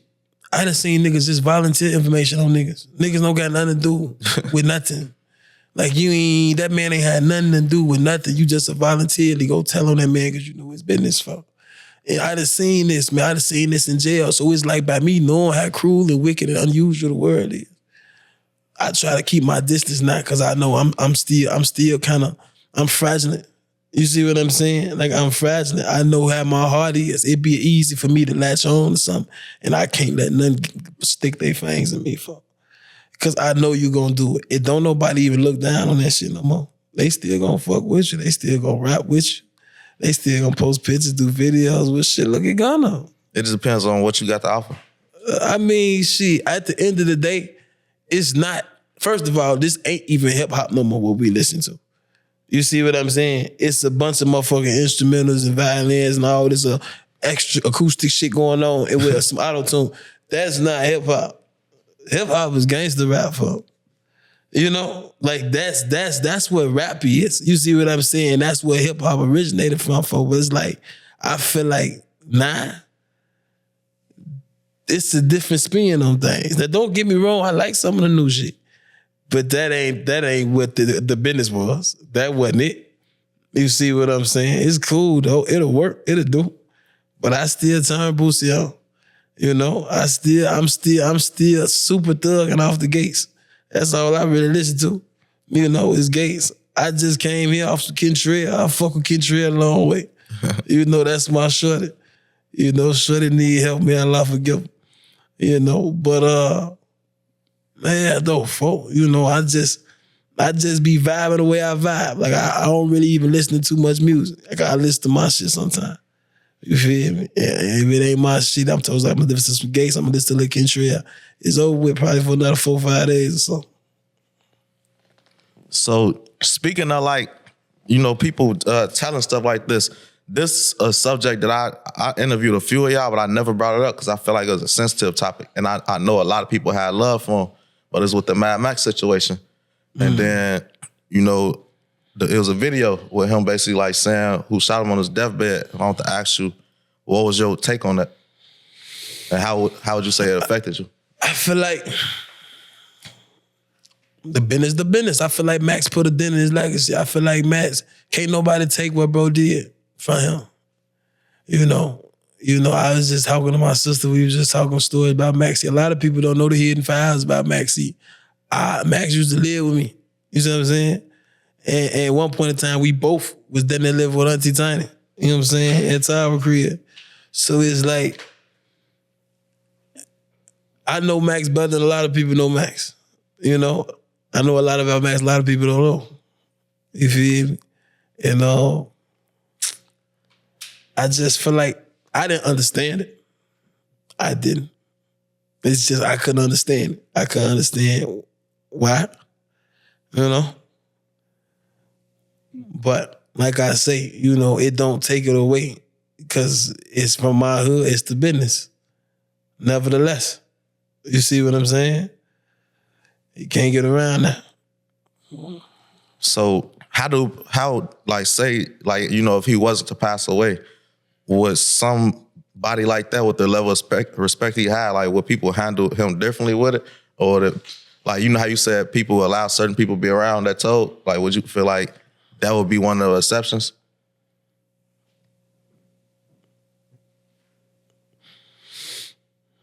Yeah. Yeah.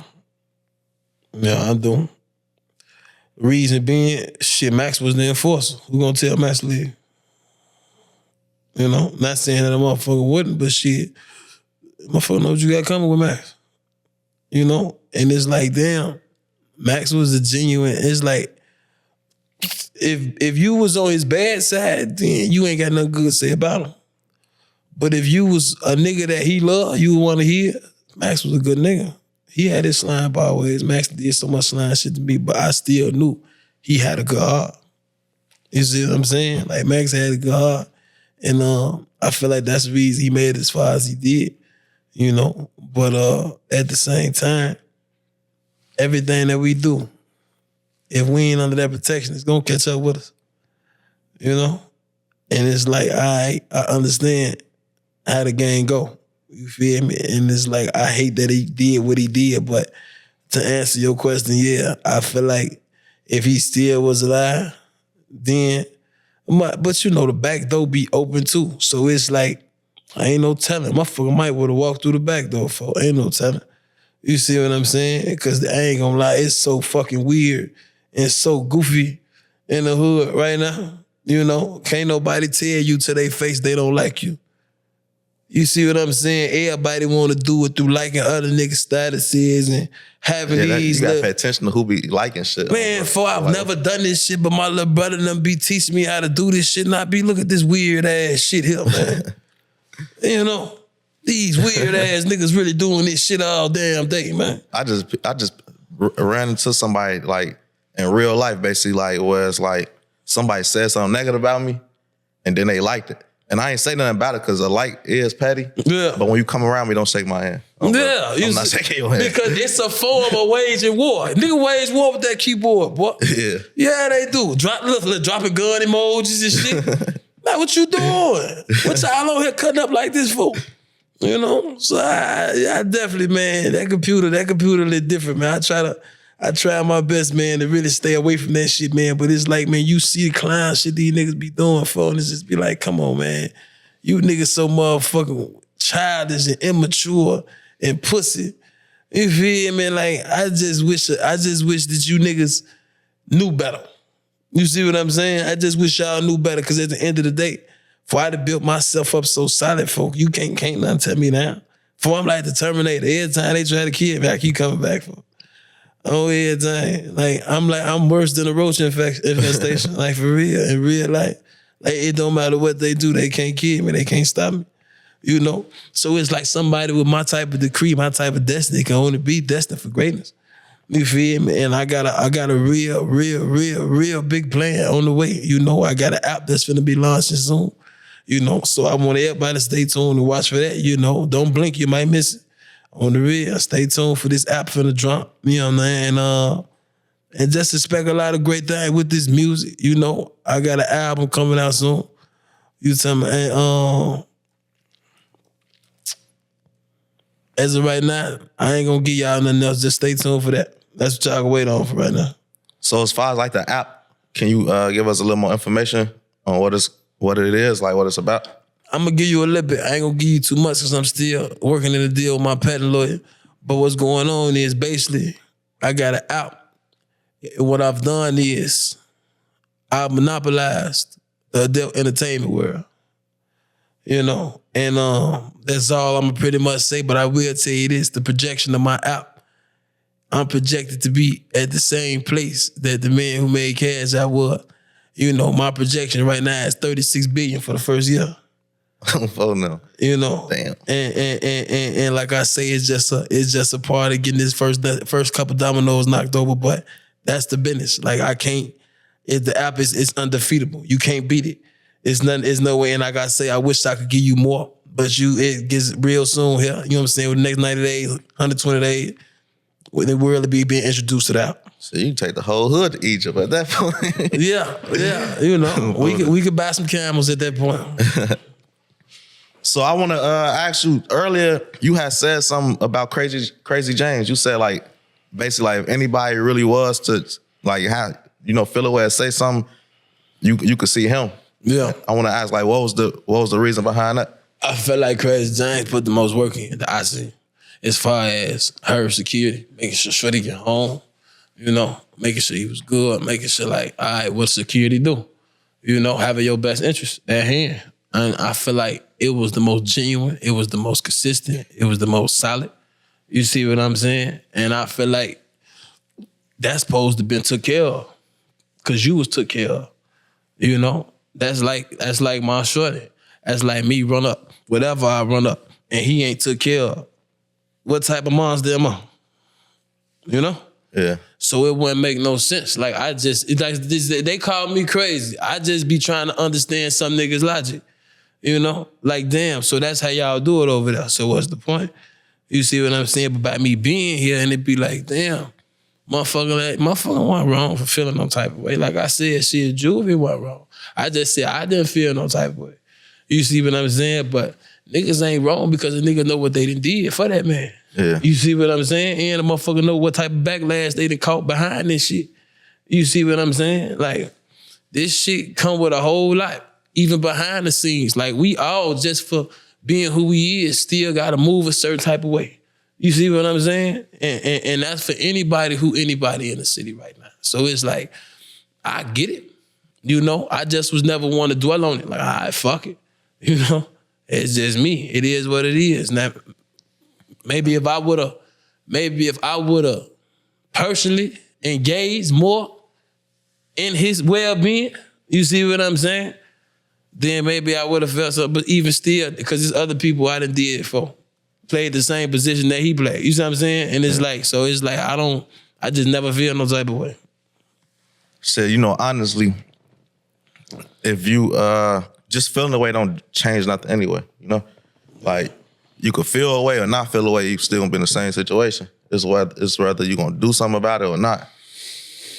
Not saying like, go do something like, go take something from a folk, but you could do something like change your life in a way. Like, you know, be like, I see how bro coming. I ain't expecting it no more. Like, I accept it. Cause it'll just make it easier for you type shit. Cause if you sit and be mad and bitter about it, even if you got the right to be, it don't help you. Yeah. Should it once something, should years ago. Should we got a motherfucking 32 shot. Oh, yeah, that shot. That motherfucking 6-shot 32. Oh, yeah, that. It's supposed to, that's when shit was first started to get busted. You know, the war is cracking. So motherfucker really, it's really 2-3 motherfuckers to a pipe. Motherfuckers still great. Motherfuckers really 2-3 pieces of them bitches, folks. Everybody is not getting these pipes, folks. These bitches is getting passed out, folks, to the people that's gonna use them, folks. Don't get the reaching for this bitch, folks. Oh, yeah, that. So, man, sure that motherfucker must have fell in that motherfucking hand. Man, sure we bust shot half the city with that 32. Shot that way at that. I'm talking about every day. Then you hear that same 6-shot. Pop, pop, pop, pop, pop. Shorty, you hear that same 6, we let that bitch out. You know, and it's like, man, that's back in the day. You know, Mad Max was in them days. You know, that was the days we was at Auntie Tiny Cribs, me, Shax, Mad Max, goddammit, who else was there? Tyra, of course. Jarvis, goddammit, Smears. You know, before they killed Smears, they took my nigga Smears, R.I.P. Smears, man. Goddammit, man, Johnny bitch ass on everything. We was in that bitch. You know, and back then, like you asked me about them days earlier, you know, back then, that was before all the money, I'm talking about pitch and gunpowder. I'm talking, ain't nobody had no bread for. You know, but them was the days that I cherished and held on to. You know, like them the days I still think about off top when you ask me something about the hood. I don't go to the days when they got the paper. You see what I'm saying? I don't go to that goof ass shit. I go back to them days when I think about the hood. Just by instinct, by nature. And then I had to correct myself like, oh, them ain't the days no more. So it's an instant snap. Yeah. You see what I'm saying? I might be lost for 3-4 seconds, then it's all right, get back. You see what I'm saying? Do you feel like it be like that? Because it's like, even though a motherfucker might not have, you know, the best financial situation, but like, just the vibe was different. Like, feel like love for real. No, it don't even be that, folks. People choose sides. Like I say, I was the underdog. A lot of motherfuckers expected me to get knocked off anyway, folks. So it's like, when you got a big bad wolf in the hood, folks, and everybody's scared of him, folks, everybody gonna do what he say, folks. Ain't nobody gonna get caught with green on when the color red. You see what I'm saying, folks? Ain't nobody gonna get caught with nothing on. You see what I'm saying? Acting like you don't know what color to put on. You feel what I'm saying? So a motherfucker gonna find any reason to take the side of the big bad wolf. You see what I'm saying? And it's like, I deem everybody pussy, folks. You can ask any nigga, you get any nigga up here on your mic, folks. Ask any nigga what 40 did to him. He ain't gonna say a bitch ass thing. I ain't never did nothing to nobody for. I'm somebody I done knew everybody business for. I ain't never so much as stole a gram of weed from these bitch ass niggas. You see what I'm saying? I ain't never tried to fuck nobody bitch for. I ain't never backdoor nobody. Ain't never did nothing wrong. Never took no. I ain't never did shit to nobody for. But you got 99% of probably my hood alone gonna tell you they don't like me for. Yeah. You see what I'm saying? So who my bad for y'all, who are people that you would say like you got a good relationship with? I mean, I got a good relationship. Okay, I kick it with a big nose. My boy Squeak. You feel me? God damn it, the road, before the road with the jail. The road was mad at me, man. He tried to get me to pop out with him every day, man. Oh, every day. So the road was kind of pissed at me before he got booked, man. I was kind of pissed. We had big plans. We supposed to do some shit this summer, but last summer, rather. But a few more of the guys, couple people I can't mention. But you know, other than them few, it's twos and fews here. But you know, it ain't really too much other than that. You know, I really don't, how it is now, bro, motherfucker don't really fuck with niggas, bro. Like, niggas be on their own shit. It's like a motherfucker high and by a motherfucker. You see what I'm saying? If a motherfucker just happen to jump in that group call with a motherfucker up, you see what I'm saying? Or a motherfucker see him on social media for, but it's like, I ain't gonna lie, I'm at a point in life, for where I still kind of got a chip on my shoulder anyway, because I know you niggas don't really fuck with me no way. You see what I'm saying? So I'm not gonna even make a motherfucker think that I fuck with you when I really don't. You see what I'm saying? Because I know a lot of niggas don't really fuck with me. You feel me? So it'd be like, all right, it's cool. But like I told you, it'd be a lot going on in the hood that a lot of motherfuckers don't be knowing about. You see what I'm saying? Like, I ain't cool with a lot of people. A lot of people ain't cool with a lot of people. You see what I'm saying? I ain't the only one with this situation. Wasn't it like it's supposed to be like the hood split like 4 different ways or something like that? About 4 or 5. Yeah. About 4 or 5 different ways. You got everybody got their little groups. But when you say split, are you saying like this just like this just who I kick it with, and this how I kick it with like niggas really, really like. I mean, okay, I'm gonna put it like this, cause I'm a special case. I'm in tour with a lot of people in my hood on my own. You know, me and my shorties, my slimes. That don't got nothing to do with a lot of the guys and they be. But you got okay, cool. By me having that going on with my own niggas, I still got some of the guys that they genuinely fuck with a motherfucker, so they try not to get involved. You see what I'm saying? But nevertheless, I can't trust you with my hat. You see what I'm saying? I can't trust you to sit at the table with you. You see what I'm saying? I can't trust you to sit down and smoke no wood with you or play no motherfucking game for, because at the end of the day, the business. You never pick the side. The people that didn't pick a side though, do you feel like, or like you can't trust them, or do you feel like they just love everybody? I feel like if I trust them and they stand over me, I deserved it because I knew about them. Yeah. You feel me? It's one of them. Like, all right, if they get you, nigga, don't. You feel me? Vic, that's what you had coming. You know, you knew they was gonna stand over you when they caught you anyway. You feel me? So it's like, it's just really that, you know, because I really like, because anybody know I don't mind dying now. I ain't one of them niggas. I'm really Muslim. You see what I'm saying? Like, we ain't fucked about, it ain't about going. It's about how you go. We gonna go out in class now. You ain't gonna see me on one of these dumbass reels, fucked over, slumped, doing all that goof ass. It ain't going like that before the cat. Like I told you, I don't even think another man can beef with me. You know, like it's gonna take some type of government force or some type of political entity. You feel what I'm saying? Like it's not gonna, I'm not even thinking about man no more. So do you think it could ever get to the point where people, you know, kind of like bring it back together type shit? No. And I say no because I say no for a few reasons. I say no because you got niggas that don't even want it back together. For one, me, I don't want no peace. I ain't gonna lie to you. I'm not looking for peace. I ain't gonna lie to you, for I don't come, and I come with a sword. You see what I'm saying? Because it's the business. So it's like I'm not a nigga that's finna sit here and make it like, oh, okay, yeah, we trying to squash it, though it could be talked. No, we ain't gotta discuss that. That's the business. You feel me? That ain't even got to be talked about. We ain't got nothing to say about that. But at the end of the day, I feel like it's warranted because this was, as men, we got to understand, we got to stop letting the government dictate everything, how it's supposed to be stood on, why it's supposed to be stood on, when it's supposed to be stood on, because at the end of the day, we still got to be responsible for our own lives. You see what I'm saying? And that's just how I live. You know, I'm not going to let nobody tell me you could do something to me and I can't do nothing to you back. You know? I'm not letting nobody tell me that. That's not how that's going. That don't even make sense. That is, it's crazy. And the government don't even do that.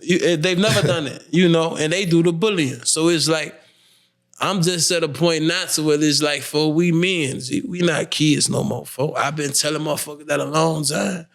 Folks, ain't no we the guys clean that. Hell no. You get out of line, folks. I'm finna cross over you, boy. Oh, I'm not finna play with nobody, folks. It ain't personal. I ain't saying that I'm the biggest, what we do, no, folks. I don't mind, folks. I don't mind. I'm not fucked up about nothing, folks. I don't give a fuck about being in tour with nobody. I ain't never had no friends, no way. You feel what I'm saying? I'd have been to everybody. I'd have been to my own niggas and ops. You see what I'm saying? Then I got a million other beefs. I'd have robbed a million motherfuckers. You see what I'm saying? So I got a million other motherfucking beefs in the hood. You see what I'm saying? All around the motherfucking state, all around the motherfucking country for that matter. You see what I'm saying? So it's like a nigga be having so much on their own, and then it be my own shit, because I'm not a nigga that just be there. I'm a nigga that really, I'm involved. Whatever going on, as far as with my family, as far as with, you see what I'm saying, in my hood. Anything that I attach myself to, I'm full-fledged 100 with you. You see what I'm saying? So if we locked in, we got this going on for your business, my business, as much as you want it to be. You see what I'm saying? As far as you want me to be in your business, for your business, my business, you got something to do, we finna move. All right, let's stop. You see what I'm saying? All right, let's go stand on this. But it's like, now, I guess that tunnel vision right now. Like, I just got tunnel vision for. Like, I see my goal for, I know what I want, and I don't really care about, you know, who feel any type of way, because at the end of the day, folk, I ain't did shit to nobody, folk. You know, I think the worst thing I ever did was not open my mouth, you know, and start seeing the business for what it really was. I let these fuck niggas get all the way to where the fuck they at. Cap. You see what I'm saying? Sliming. Backdooring. You feel what I'm saying? So it ain't like I was trying to stop nobody, but at the same time now, let's talk about it, you know? When you say like you let people get to where they at, like backdooring and sliming, like are there specific people you talking about, specific things? I mean, a lot of people got to where they was at, backdoor sliming, but I feel like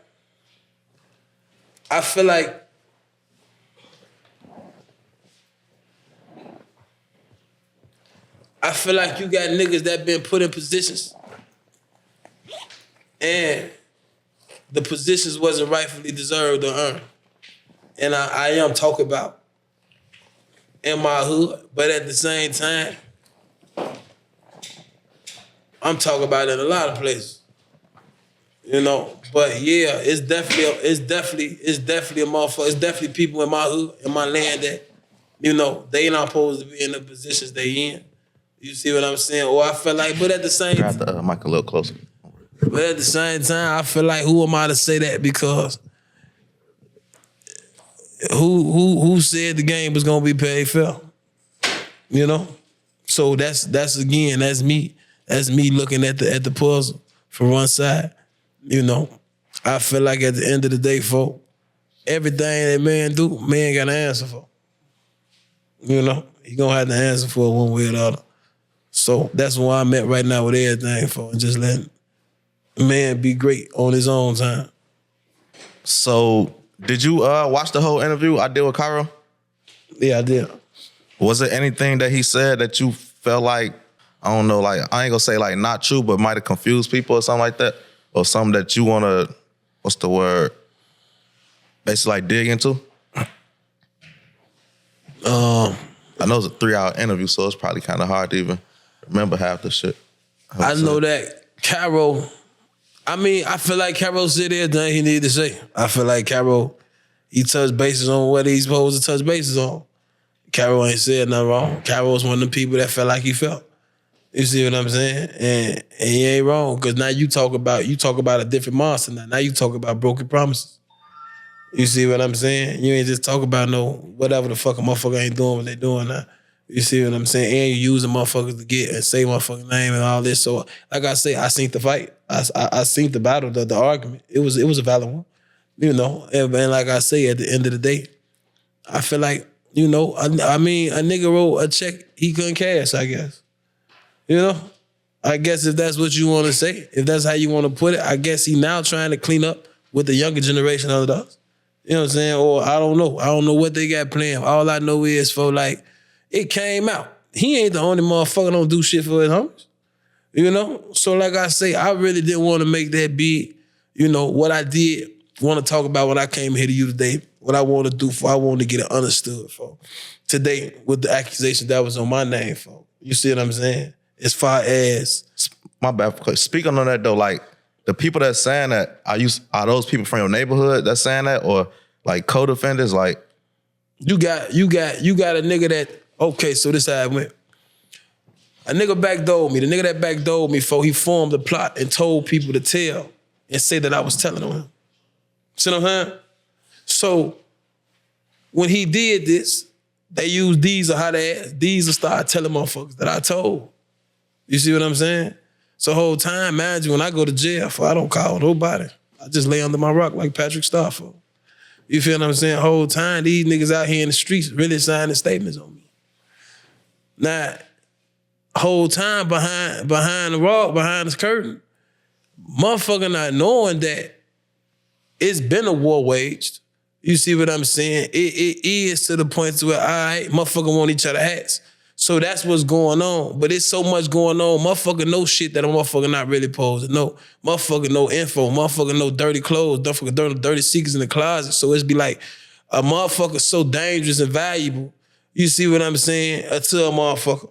You feel what I'm saying? It be like a motherfucker. That's why you gotta see how I be talking. I be trying to talk without talking. You see what I'm saying? I be trying to jump around and dance around shit, but it's like, for 40, I'm the one that they forgot about for. Like, I'm the one that, you feel what I'm saying? Everybody that's anybody like D-Rose for. I got these stitches, this in mark right here for, in my lip for D-Rose for. Oh, everything. Like, that's my shorty for. Oh, everything. I think, was that you that had Gyros lip mic on your shit? I did, but a couple people did, so I don't. Yeah, you know what I'm saying? Like, shorty, they main ops in the street, but both of them my slimes. You see what I'm saying? Like, I fuck with shorty them the long way. You feel what I'm saying? Been like that the whole way. And I'm talking about to the point to where, nigga, when the war was all the way up, I could go in different hoods. And these niggas will know that shorty from No Limit, but he fuck with that side, but he fuck with us too. And they know I'm not going back telling nobody nothing about each other. I've been known to be as solid as I was for since I was a kid, since the ID home. You see what I'm saying? Like, I got a lot of respect for built up from when I was a baby, before I started, you know, really putting that eye and playing in this field like that. You see what I'm saying? So it's like, I grew to respect the men. And then as we got older, I seen that a lot of them niggas out there used us for. Like, they used us for. Like, they did. They used us for. Like, I can recall for motherfucker using Max to do crazy shit for. I can recall motherfucker using me to do crazy shit for. I can recall this vividly just on my own. You see what I'm saying? And then you get motherfuckers like, okay, you feel me? You start the motherfucking rumor. You say that a motherfucker did what they did. A motherfucker case public record. I could be Google. So it's like, didn't nobody take the time out to Google? You feel me? But it's like majority of the people that even heard the shit, they knew it was asinine anyway. You know, they ain't no motherfucking way. But it's like, damn, for a motherfucker to take that shit, you try to assassinate my kid, y'all tried telling on me. Y'all tried to kill me. Y'all tried fucking the bitch, getting the drop that way, doing it. Y'all did everything under the sun, folks. You see what I'm saying, folks? To the point to where now y'all just trying to get a motherfucker whacked in jail. Y'all did everything under the sun, folks. Everything, folks. Don't nothing prevail. You see what I'm saying? So now y'all came down to just fuck it. We gonna flat right on you. Sign statements in there. No shame. So when you got locked up for the gun situation, are you saying like the backdoor stuff happened while you was locked up? Like, was it like the stuff you got from the gun store got took? Yeah, basically what was going on, I was robbing different stores. So I had got a shipment sent to my sister crib. And to this day, even this situation still kind of skeptical of me. But I'm sitting in the crib in my Cody, Herbo hot ass.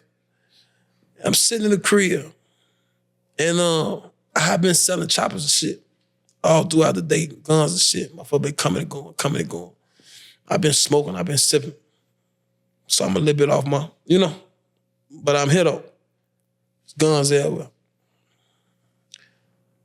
Now, sis got a 1-bedroom. She got a little studio apartment. Come in the apartment. The room to the right, the living room to the left. And the motherfucking bathroom straight ahead. And the kitchen to the right. And goddamn it, the bedroom straight ahead. And so as soon as you come through the door, you looking right at directly in the bathroom, in the bedroom. So as I'm sitting in the room, this hot ass nigga Diesel here. So Diesel, he tell me like, man, the doorbell ring. So when the doorbell ring, I'm like, all right, bet. He coming out. He like, man, shorty, somebody at the door.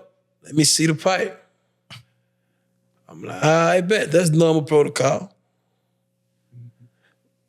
I give him the pipe. Now, I want to say this before I say that. Nobody ever, unless I love you, has got this close to me to catch me in the area of negligence. You see what I'm saying? And vulnerability. You see what I'm saying? Like, no, I never let nobody catch me vulnerable down like that if I ain't love you. You see what I'm saying? Or if I ain't trust you. You feel me? But I'm sitting up, so I give him the pipe. He slide. Now I'm counting money in the room on the bed. Now nigga Herbo come tell me, I ain't gonna lie, his little hot ass did, he was on point now. He told me, he say, shorty, I don't know what he doing, but this nigga Diesel study texting on his phone. Every time I come in there, he talking, he put the phone down, start texting. I'm like, all right. Come back, double back, probably like a few minutes later, same script. Man, shorty study texting on his phone, who out the swap. I'm like, all right, shorty, what? Hey, listen, because for real, Diesel is sandbox. This nigga a new nigga for real. I just started dealing with y'all. You see what I'm saying? Chop out y'all through the hood. You see what I'm saying? And I've been knowing Chop through his brother. You see what I'm saying? Main thing, that's my boy. You see what I'm saying? I've been knew Chop get out. So it's like, I'm dealing with them off of him. You see what I'm saying? When they first come over there, just off his stamp. You see what I'm saying? Not even really his stamp. So Icy Monkey ass really stamped that shit too. I never chewed his ass out for that shit on everything. But however, a motherfucker like, yeah. All right. So he go back in that motherfucker. He come back again. He like, man, cool. This man on his phone in here, cool. I said some more shit to him. Come back in there, he leave. Boom. So as I'm sitting there I'm putting the money in motherfucking pile.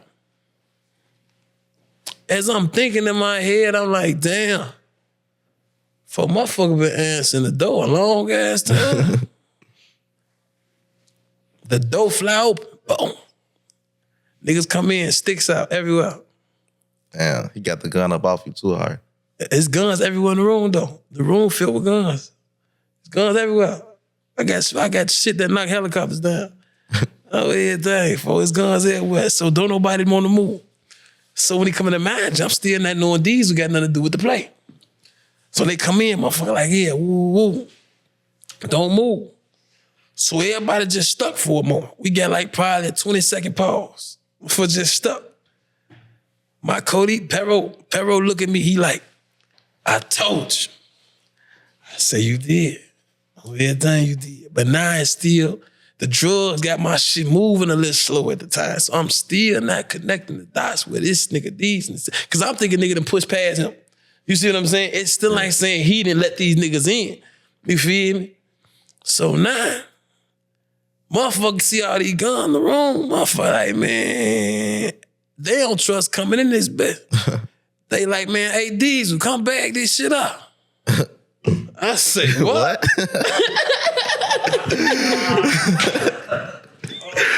I say, what? That's crazy. They ain't even try to play like he ain't had nothing to do with it. I say, folk. I would've thought they was gonna shoot me after that. Like, damn, you let me know this shit? I feel like the only reason motherfucker didn't get down on me, didn't stand on me, is because it was multiple people there. They would have had to stand on them too.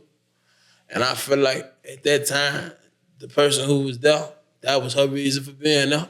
At the same time, you know, my Cody looked at me, but I felt the same way they felt. Like he looked at, because he had his pipe on his hip.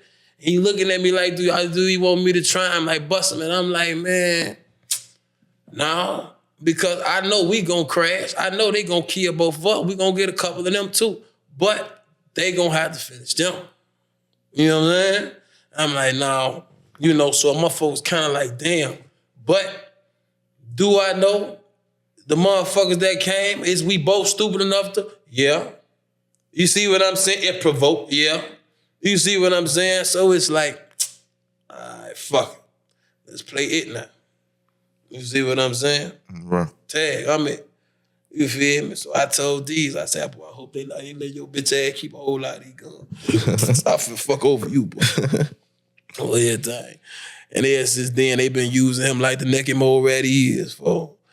Using him to tell on me, using him to do a whole lot of things, for. Not only him, like I said, you got a whole lot of people that volunteered information on me, for. And it just be like, when the motherfucker get down to it, bro, it be like, damn, out of all the time, all the people, motherfucker could have, you know what I'm saying, could have put something on or said something about a motherfucker choose nigga. That mean all well, for. I love my people. Like, if I love you, for, I love you, for. I'm the nigga that, for, you could want to goddamn it break in the White House, for. On everything, for, and go on the motherfucking Mission X mission, for. If I can't talk you out of it, fuck it. I'm gonna teach you the best way to do it.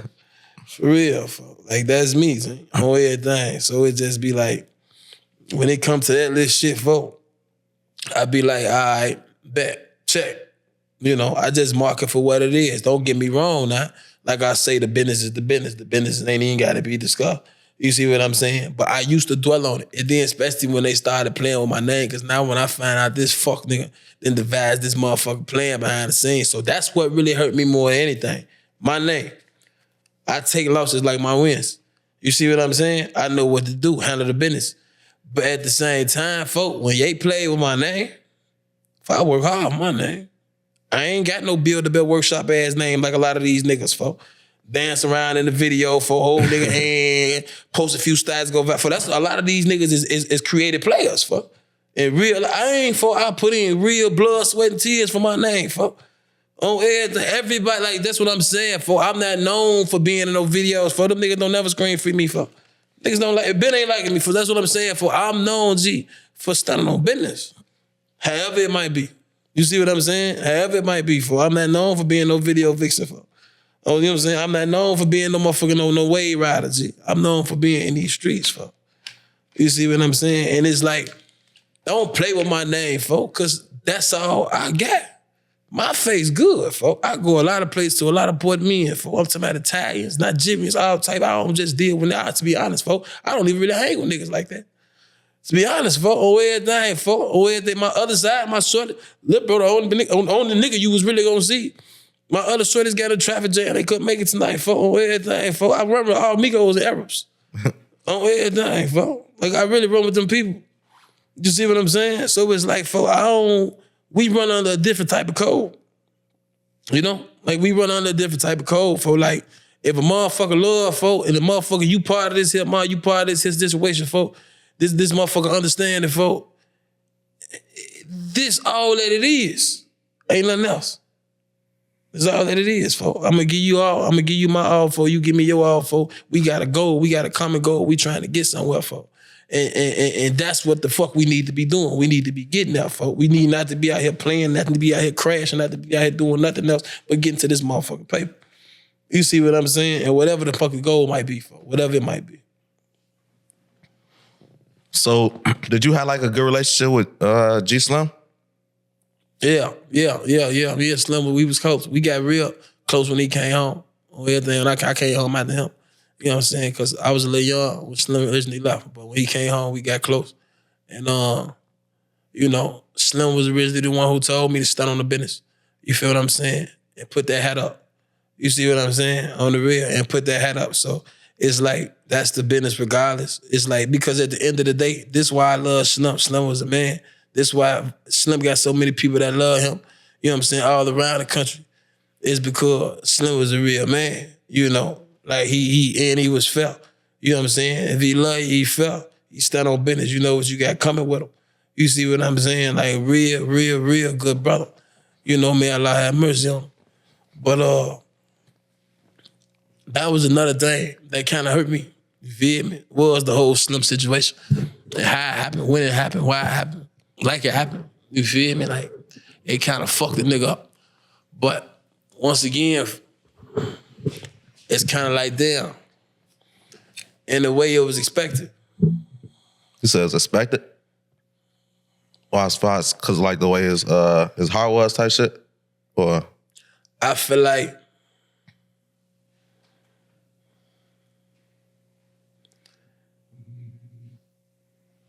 he was an angel surrounded by demons. To say the most, to say the least. I feel like he had love and trust in people that he shouldn't have had it in. You know, I feel like he loved his hood, and he loved it what he thought it was, way more than it loved or could ever love him.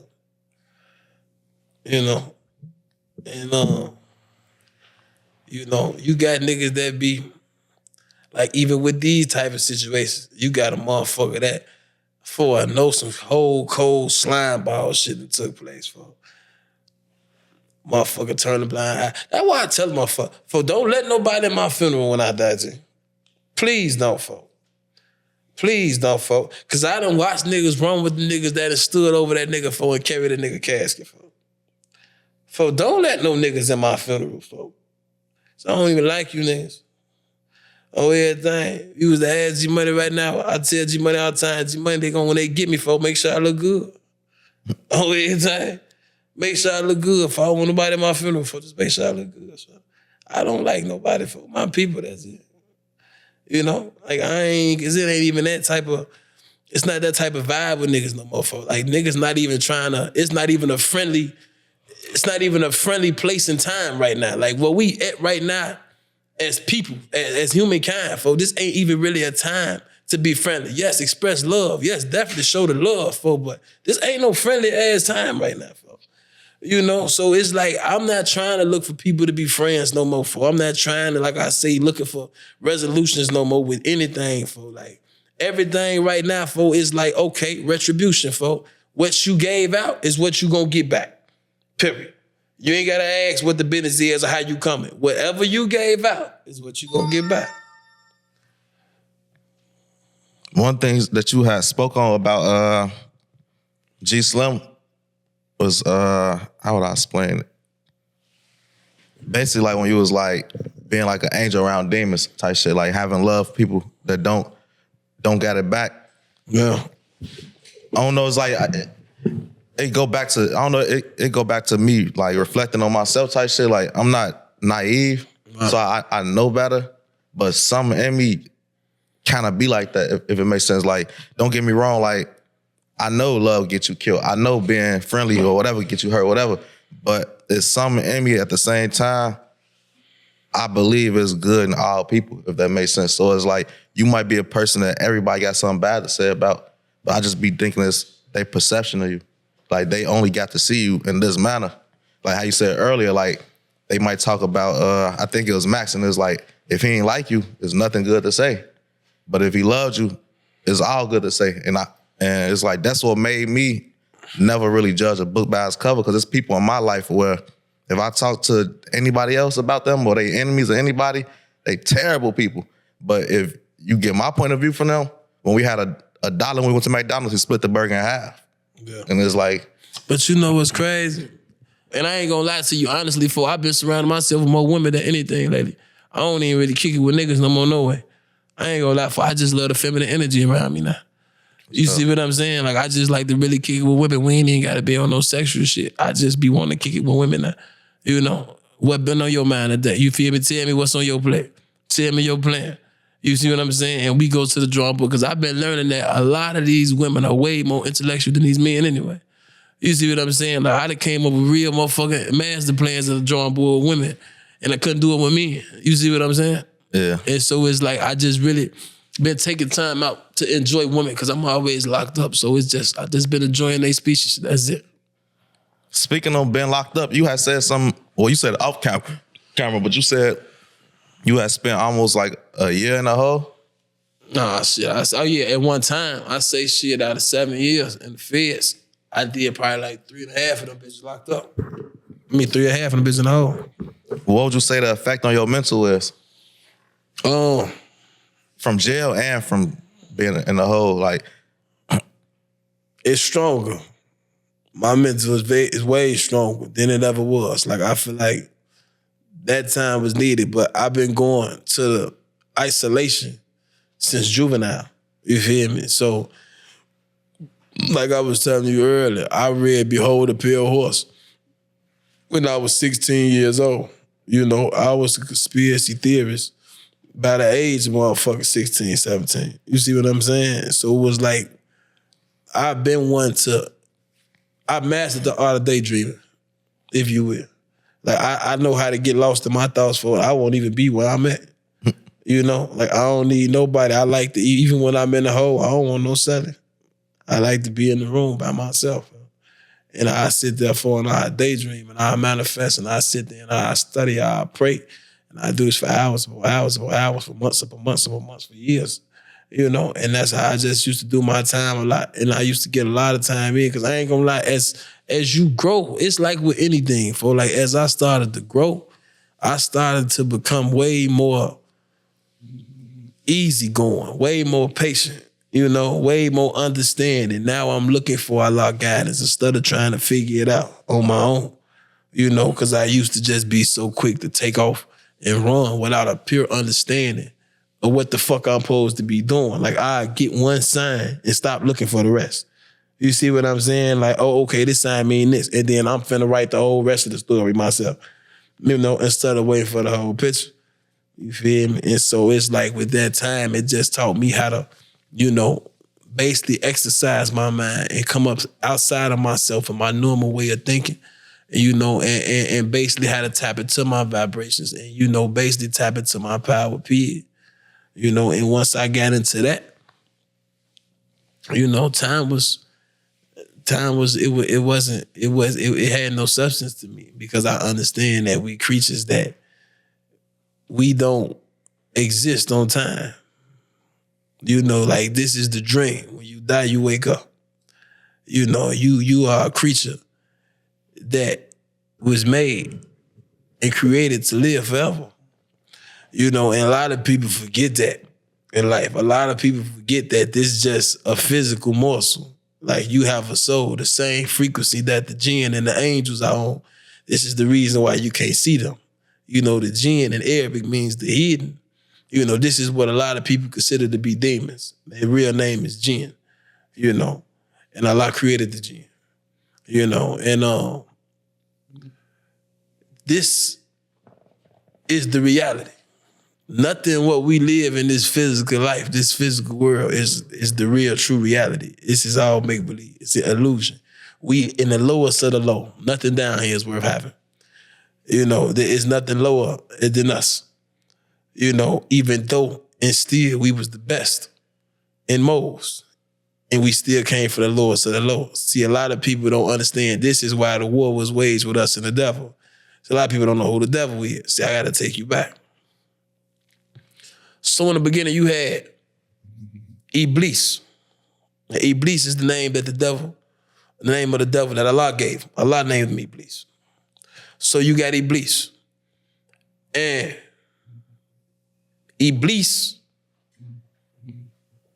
was a creature that was favored by Allah because he rode with the angels in the war against his own creation.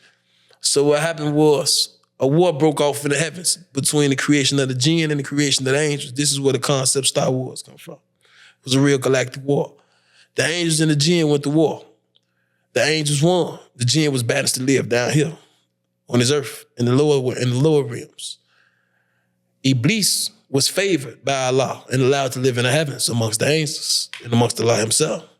This is why people had a misconception of Iblis being an angel, a fallen angel. He was never an angel. He was always a jinn. He played the violin for Allah subhanahu wa ta'ala. And this is why the music industry, you know, is so heavily represented by the evil. As you see it, you see what I'm saying, what's going on, because that was what his strong suit was. Allah told us not even to listen to music because he had a stronghold over the music, you know. But nevertheless, Allah, he told the angels and everybody that was in the proximity, he said, I'm finna make man with my hands. So Allah told the angel to go to the earth. And he told the angel to gather the sands and the muds. So he gathered hands full of sands and he brought them back to Allah. So he brought a lot of mud. And Allah molded Adam out of his hands. And when he molded Adam, he blew into Adam his spirit. And when he blew into Adam his spirit, Adam came to life and he sneezed. And he said, Alhamdulillah. And all the angels that was there, they said, Yamukallah. And Allah subhanahu wa ta'ala, he told everybody that was in the proximity, he said, bow to my creation, Adam. Everybody bowed except Iblis. So Allah said, Iblis, why don't you bow? He said, because I'm better than him. He said, you've made me out of fire. You made him out of a smokeless flame. He said, I've traveled all through his nose and out his anus. There's nothing in him. He's hollow. Allah said, very well. He said, get down from here. It's not for you to be haughty up here. So Iblis said, very well, Allah. Since you put me in the wrong, I'm asking for respite to the day that the dead are raised. And lo, by your will, I'm going to lie and I'm going to wait. I'm going to attack them from their fronts, their backs, their lefts, and their rights. I'm going to make their wrong deeds seem alluring to them and their ill deeds pleasing to them. And surely you will find the most of them to be ungrateful. Allah say, very well. Any that follow you on the day of Yom Kiyama, day of judgment, I'm going to fill hell with you all. That was the decree. So now we get to day one in the garden. Now people seeing if we can see, when you read the book of Genesis will lead you to believe that Adam and Eve was only in the garden for a few days, few weeks tops. They was in their gardens for thousands of years. You know, and Iblis tried, I'm talking about terribly, to trick Adam out of that garden. But he couldn't get Adam. So he seduced Eve. Eve seduced Adam. You know, and so this is how we got kicked out of the garden. See, people forget how the story, it ain't even happened that long ago. It happened so short ago, we still know the beginning. We know how it began. So now, when Eve and Adam get kicked out of the garden for eating of the forbidden fruit, Allah say, you will live on the earth amongst each other with enmity between yourselves for a time. Then your return will be back to me. So now the decree has been set. Now you done had prophets that come over a period of time, and these prophets have all come for a major reason. And a lot of it is the same reason. And that reason being they have come to restore the religion and the teaching if they came before them. No prophet has no reason for coming unless he has to restore what has happened before them or better news of a new prophecy. But in this case, you had messengers. You see what I'm saying? See, prophets and messengers are not the same, you know?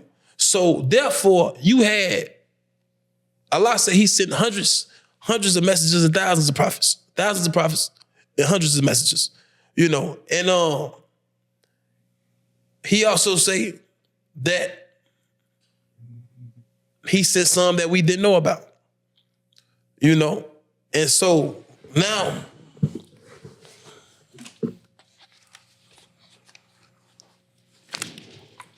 what I'm trying to get you to understand here, on a religious tip, on a knowledgeable tip, I'm just gonna get them a little quick summary. I'm gonna get up out of there on this topic. But I do want to say this. you had 44 major prophets that came. You know, and everybody know, a lot of people that know Noah is being probably one of the first major prophets that came. You know, and after him, you know, you got Abraham, you know, you got Joseph, you got Isaac, you know, you got so on the list. Now, here's the problem with religion. And Allah say he sent messengers to everywhere. You know, he say he sent a messenger to every group of people. And he say he sends them so he can talk to them in a way that they understand. So if you got these prophets that it came, and they all come bearing a religion, a prophecy, nobody has came in the name of the Lord of the world's name, bogus. Nobody has came, you know what I'm saying, bogus in his name.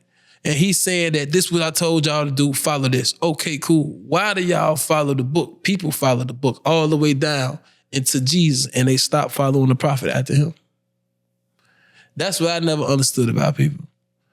You know, because it'd be like with religion, people would try to make it seem like, oh, you Muslim, and people paint us as radicals. People paint us as, oh, it's some type of African black religion. No, it's not. You know, it's people paint us, it's different. Like people got a different, now a lot of people have come to have more respect for the religion, you know, but it's still the outlook on it and the understanding about it is not proper. You see what I'm saying? Like, this is the Abrahamic religion. This is the same religion as Abraham. You see what I'm saying? As Isaac, as Joseph, as Jesus. You see what I'm saying? They all had the same religion. This is the only standard religion on earth. And you know, when you get on religion, you get the critics, you get the people, they go get to talking, they go get to saying everything. But this is what I like to do. I like to focus on the facts. I like to focus on the business. The Prophet Muhammad, sallallahu alaihi wasallam, he came. He was an orphan. He was illiterate. He couldn't read or write. This man came and delivered a book from inspiration given to him by the angel Jibreel, peace be upon him. And everything in this book coincided with everything that came from the Old Testament and the Torah. When this man couldn't read or write. You see what I'm saying? This man had no knowledge. Man couldn't speak that language. So you mean to tell me that this book that came over here, and this book tell me exactly, this is the only place, and trust me, and believe me, I done tried to figure out what happened to you when you die, when you exit this body. And nobody can tell me but the Quran. I'm talking about from the time your soul leave your body to the very motherfucking second your eyes close, your body is nothing else from a morsel. Everything that your soul will go to, it tells you exact right. I'm talking about turn for turn. I say, well, who can play with something like that? Who want to be wrong? I can't play with that. You know, I'm a wise man. You know, and I never been no fool. I can't play with the Lord of the world. He sent down a simple decree. He say, stand on business. He say, I don't care what y'all down there doing. That 5 prayers is obligatory. 5 prayers. He don't ask much. That's the hard part about Allah subhanahu wa ta'ala. He don't ask us for much. He don't. He asks us to do the bare minimum. 5 prayers. The decree was really supposed to be 50. See, when the Prophet Muhammad, sallallahu alaihi wasallam, when he went up to the heavens, for he was on the cloud. I mean, he was up there and he was hollering at Allah. Allah decreed 50. It's just by the grace of Allah that he seen the Prophet Musa, which is Moses. On the way down, he talked to Moses, and Moses told him, like, man, but listen, man, I done dealt with them people before. They not finna pray no 50 times a day. You know, so you need to go back up there and ask Allah to lessen that low. You know, so he went up there, he got a lesson to 40. Came back down on the way down, seen Moses again. Moses said, no, I'm telling you, them people they ain't gonna do that either. So this carried on all the way until we got to 5. And would you believe Moses, peace be upon him, still tried to make the Prophet Muhammad go turn around and get the load lighting for us so it wouldn't even be 5. And the Prophet Muhammad, may peace be upon him, he told me, say, no, I feel ashamed to go back in front of my Lord. 5 is the decree. So that's how we ended up with 5 prayers. Now, like, I like to lead people with this, because I'm definitely going to have religious sermons and religious talks, because this definitely something big that I feel like our culture lack on.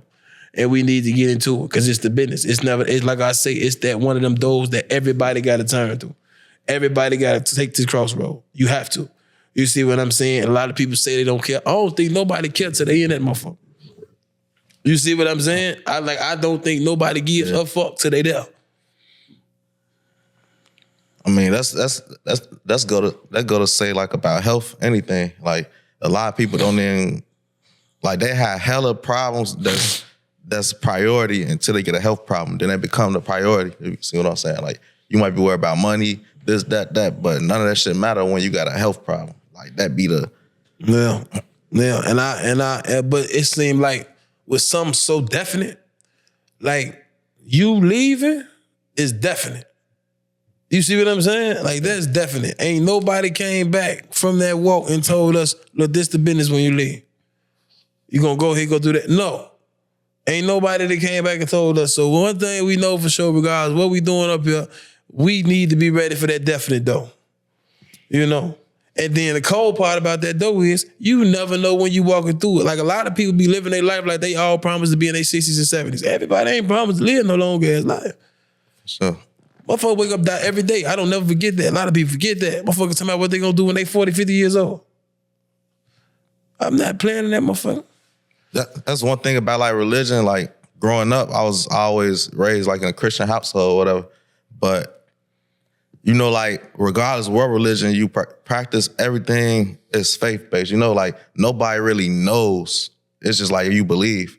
It's like you might strongly believe, you might think you know, but none of us know. But with me knowing I don't know, I was looking at like what other people would be doing in their lives, like atheists or people that's doing whatever they doing. And it's like, I don't think you right. I think I'm right or we right or whatever. But at the end of the day, this is how I view it. It's like, all right, worst case scenario, let's say what I am practicing is wrong. Like not wrong, but like it ain't true. I don't see me getting punished for living this way at the end, if it makes sense. Like, so it's like almost playing it safe in a way versus living like it ain't no God and doing whatever. And then in the end, you see, oh shit, the shit these people were saying, this what it is.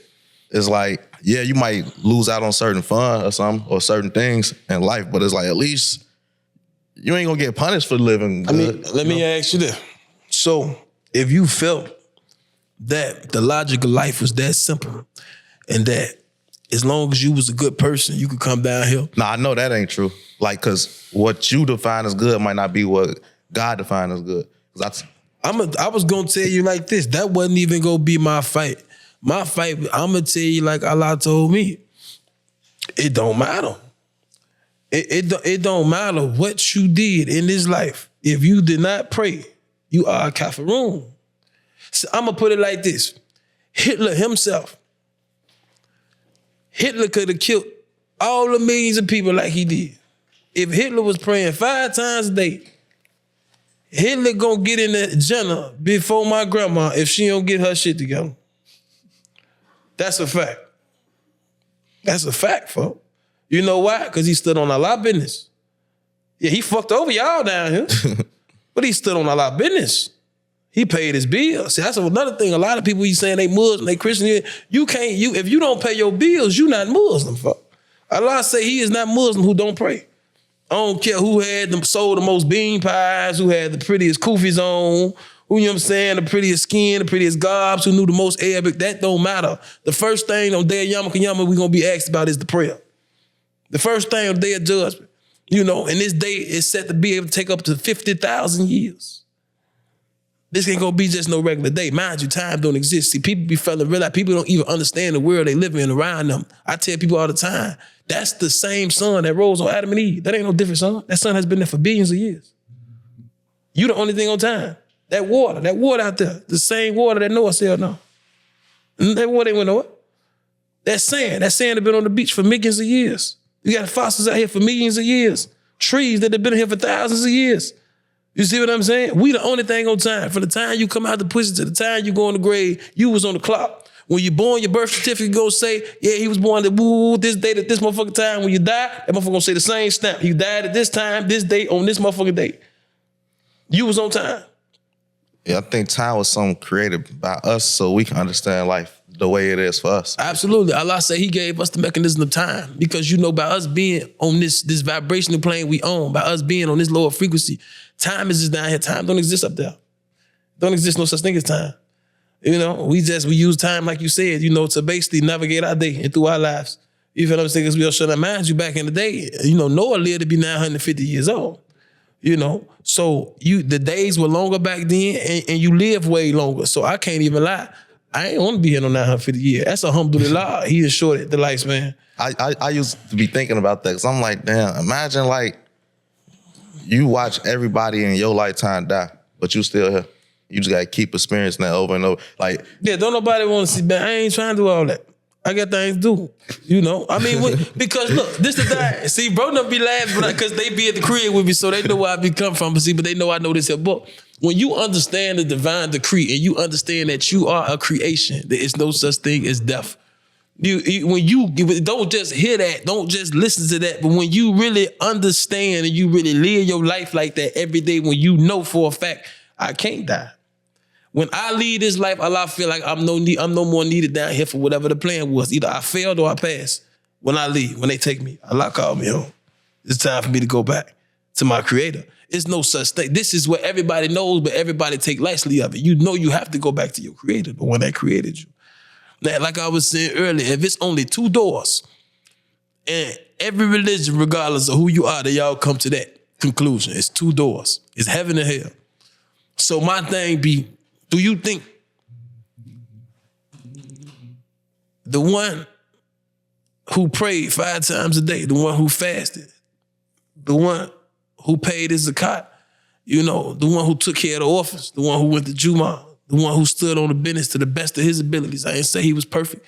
I said he stood on to the best of his abilities. You know, do you think that him and the person who didn't do them things is going through the same gate if it's only 2? nah. Ain't no way. There's no way.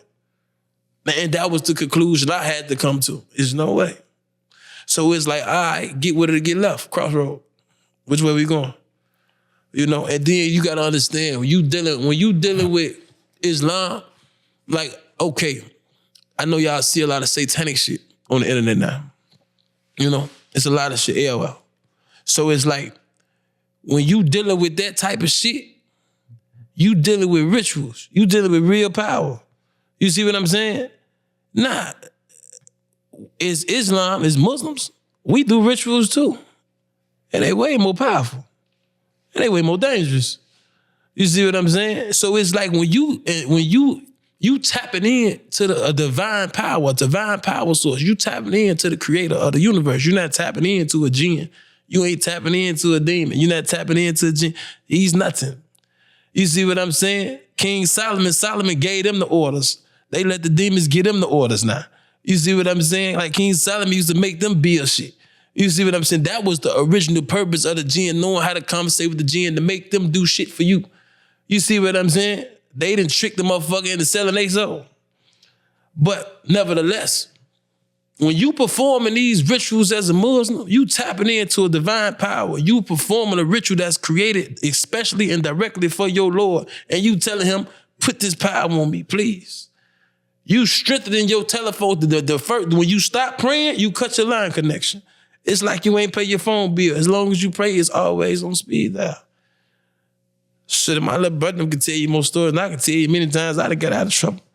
You see what I'm saying? Like, folks, it's just crazy that that's all I ever used it for, because I was fucked up in a way. Like, I used to want to be the Black John Gotti. You see what I'm saying? Like, I wanted to be Al Capone. Like, I wanted to be a notorious gangster. I did.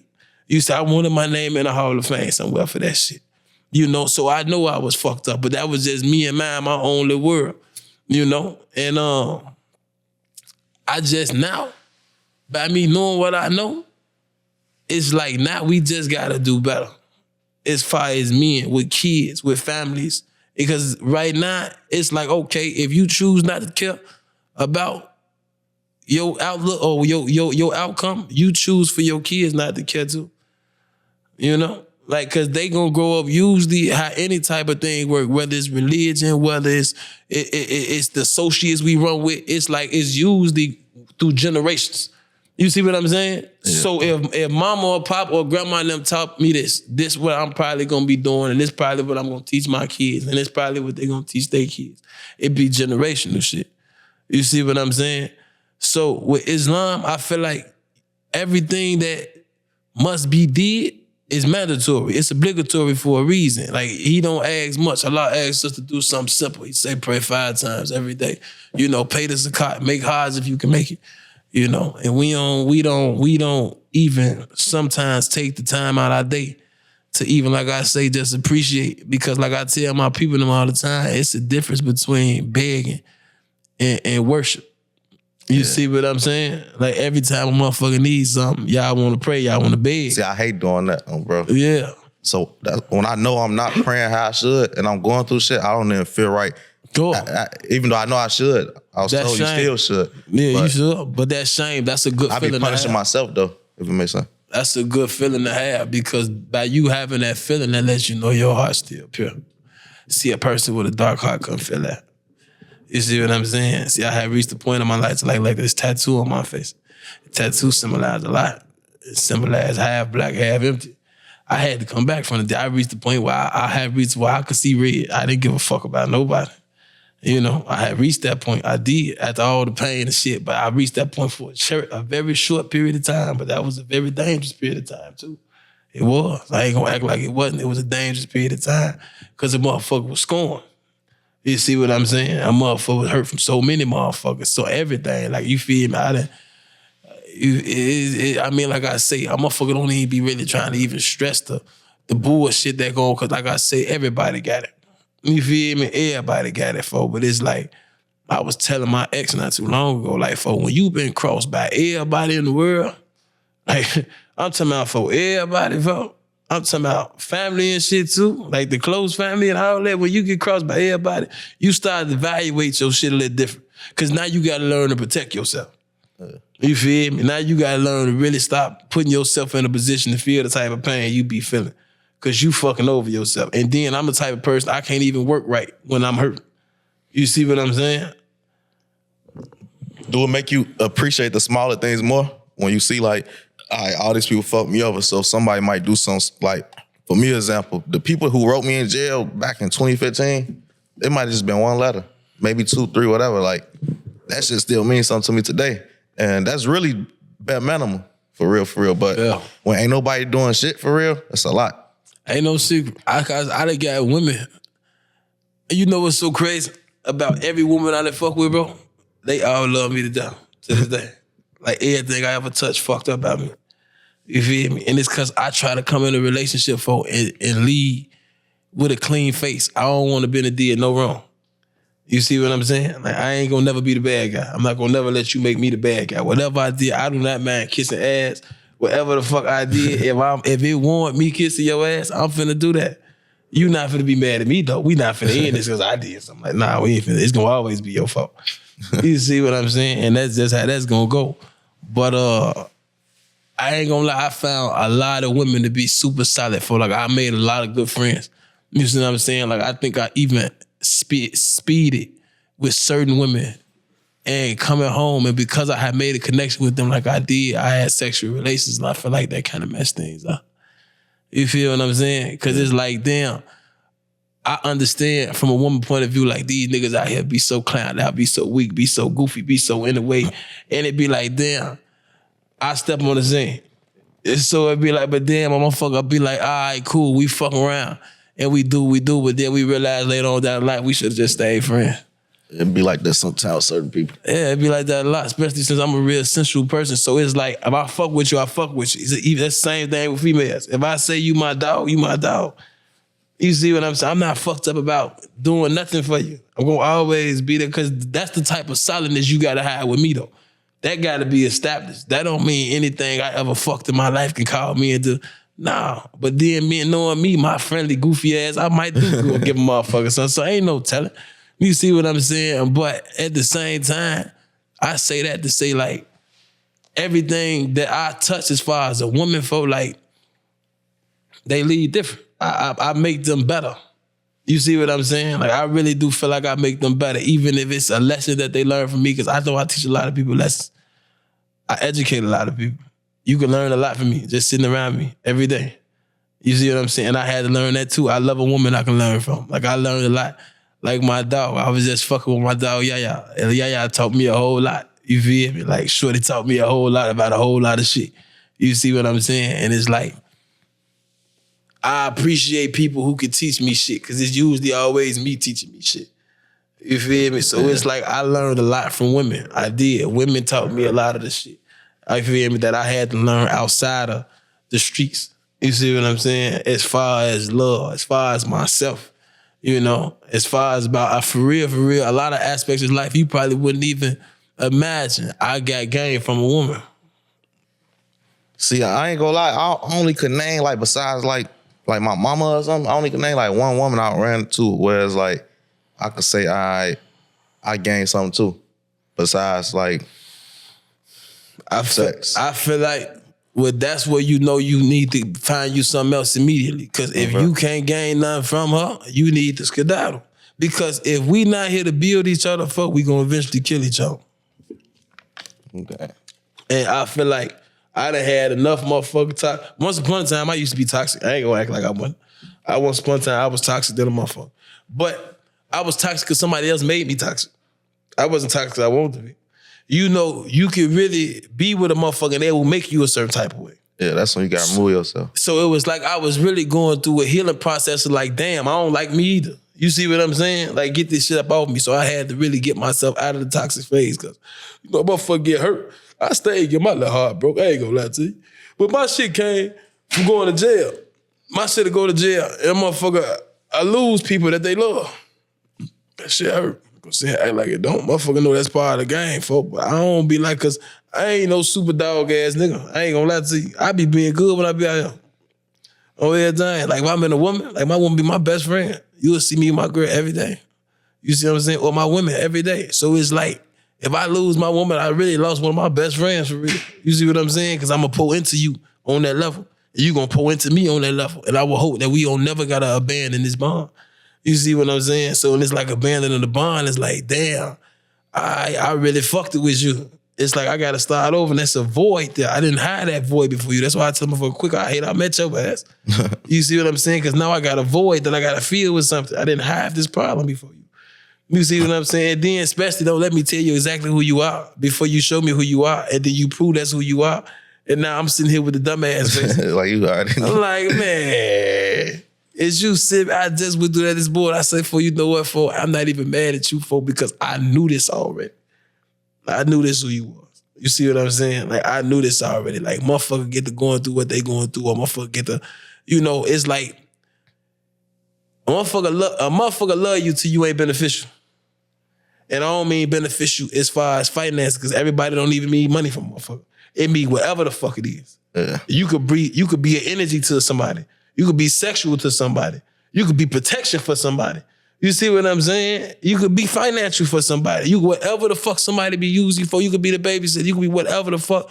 When a motherfucker find it, you not beneficial no more, folk, a motherfucker take their love away from your ass quick. And act like you never had.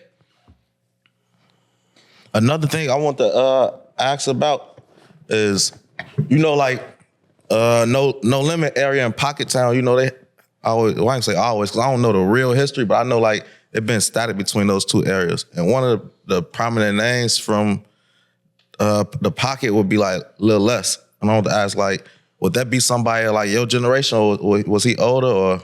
He my generation, he a little bit older, but he's still there though. Like, was that somebody that you had a relationship with before all the bullshit, or ever had a relationship with him? No, I had a relationship with these people. I never had no relationship with Les. I just knew Les.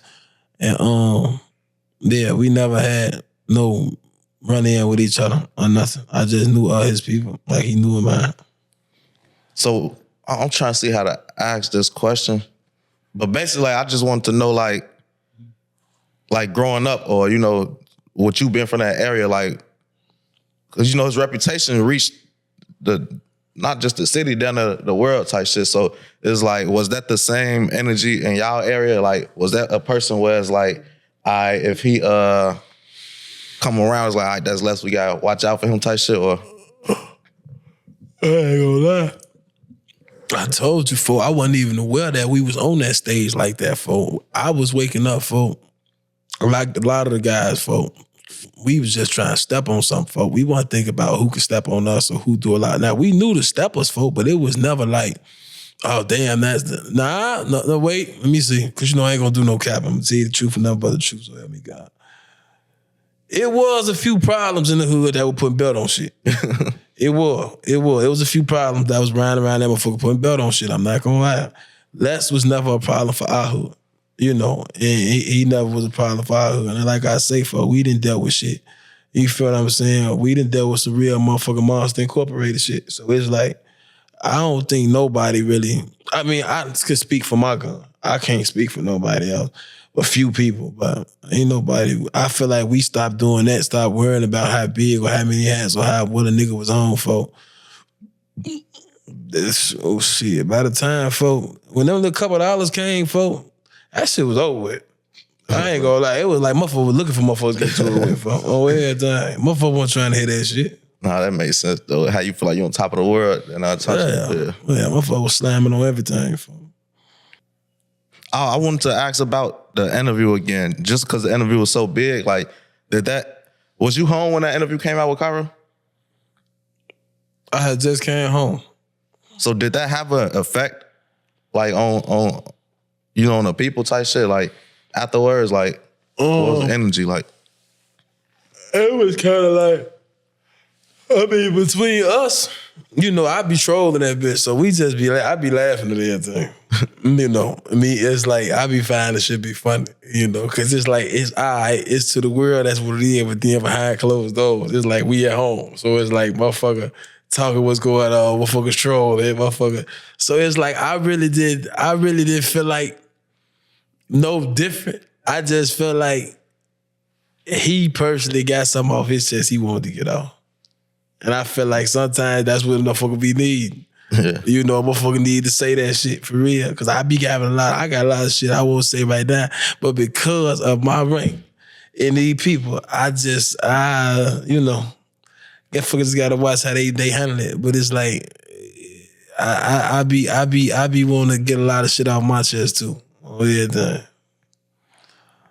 So do you got like a message for anybody that might look up to you? Any youth, the kids, anything? Somebody that might be, they ain't hopped off the porch, but they growing up around this shit probably early on. Discipline. If you could discipline yourself, you could take over a country. Hitler did it. It's been done before. You know, it's like discipline, it moves mountains, man. You gotta be able to tell yourself no when it's time to say no. Yes when it's time to say yes. And discipline will fall back into any lane you really wanted to with anything because you have to have it. You will not be successful if you do not know how to stand on business.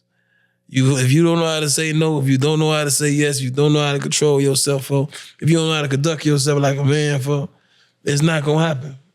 It's not gonna happen. Even if you do get it, you gonna get it, it's gonna be shortly lived because you don't got the discipline or the knowledge that come with it. We just seen that a million times around us. Yeah. That's like that's something that a motherfucker live by every day. Cause that's something every day of my life. Like being an entrepreneur, not having a job, you gotta have it. Cause it's like, I got all the freedom. Like if I want to, I can not do nothing for a month. It's gonna be consequences to that shit. But I could do it though. Yeah. So having that freedom, a lot of people do it. So it'd be like, I even catch myself sometimes, like I be having periods of time where I just don't be doing this shit. Don't be feeling it. But the consequences always get me back on it. It's like, all right. I feel like, you know, when I was not to cut you off, when I was when I was playing the game I played, you know, I was stick up. Like that's what I do, folks. Like I'm Black Mass Gang, folks. I'm gonna take that shit from you. I ain't gonna lie to you, folks. Like that was going on.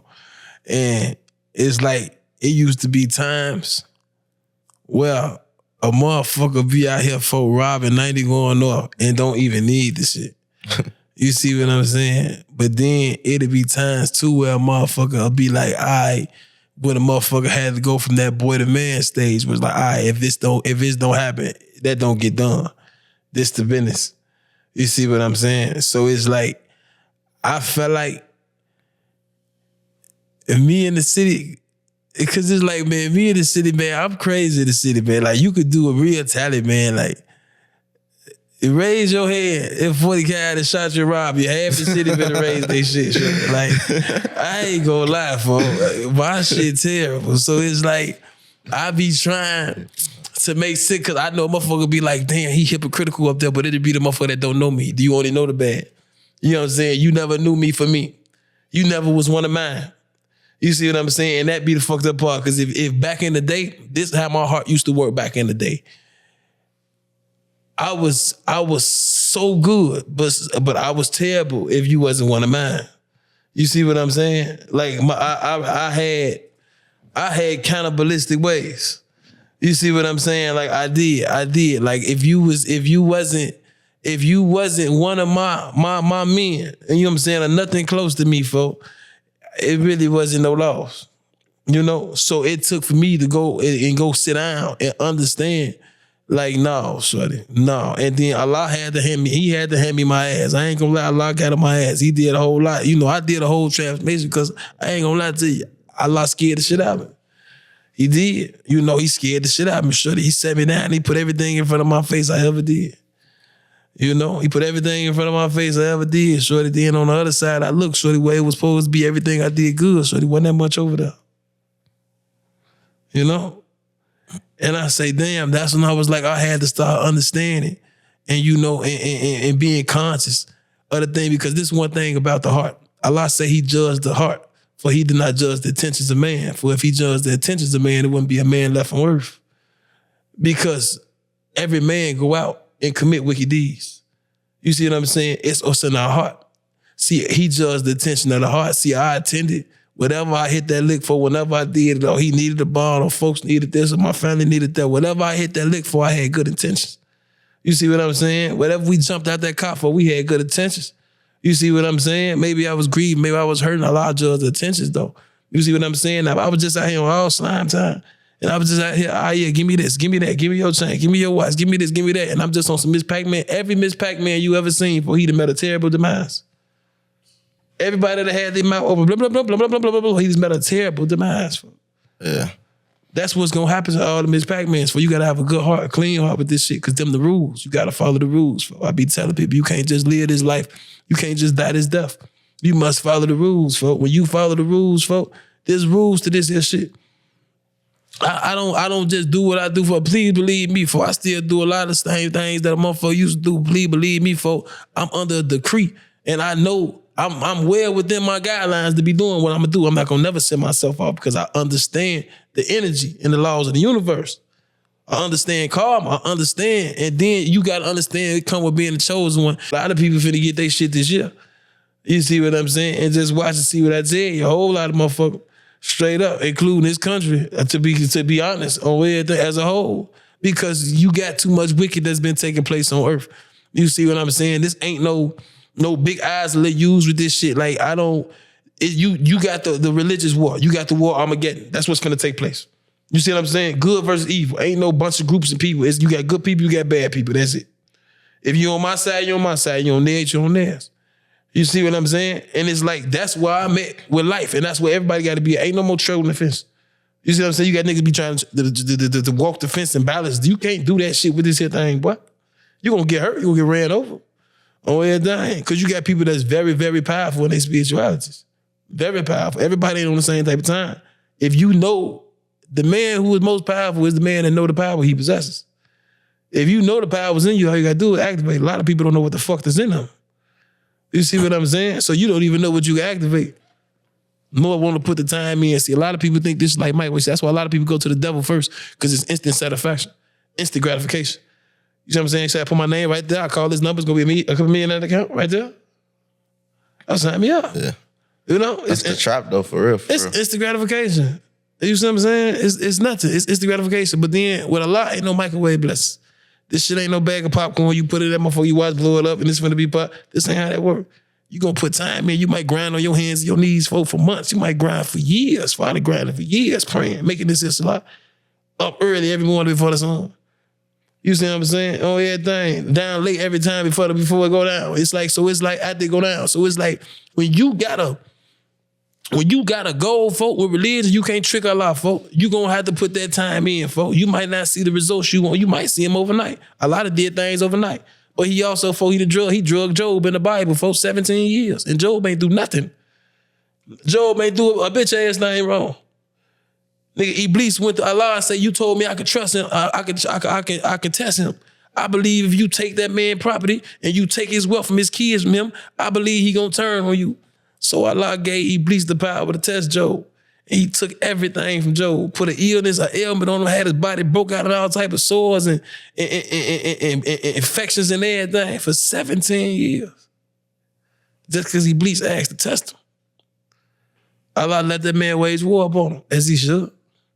So it'd be like, damn, that'd be another thing, like when you be thinking about, you know, your little life and the shit that you go through and my shit have been hard, for it have been shit way harder than mine, though. My life ain't really that, you know? Like, I can find some rainbows in my shit, for like, a motherfucker look at my shit and be like, oh, shit, he been locked up a long time, that. I had a blast. Pay no attention to the man behind the curtain. I was all right, you know? But you got some people who lives be a little bit more harder, for you got a little bit more, you know what I'm saying, a little bit more gas on the fire. Like, you got a lot more shit to be going on. Like, it's a blessing that, you know, I did have both my parents. You see what I'm saying? I did. You know, I had both my parents. You see what I'm saying? I had my nanny and my granddad. You see what I'm saying? I had them. Now, whatever eternal situations we might have had amongst each other at home, that was different. But regardless, they were still there. I could still pick my phone up and get in contact with these people. You see what I'm saying? A lot of people don't get that. You know, so I'll just be grateful for what I do be having now. Yeah, that makes sense though, because even if you don't got I'll say like the best home situation parents, it's still better than people that don't got them. You know? Yeah. Like, but we're gonna get to this freestyle, the 16 for 16. You say you got it on the acapella tip? Yeah, I was gonna give it to you on a beat, but I'm like, man, fuck it. You might as well go acapella, son. All right, bet. Fuck it. Hold on. See how you coming. Man, we got 40 cal, man, on the 16 for 16, man. How you coming?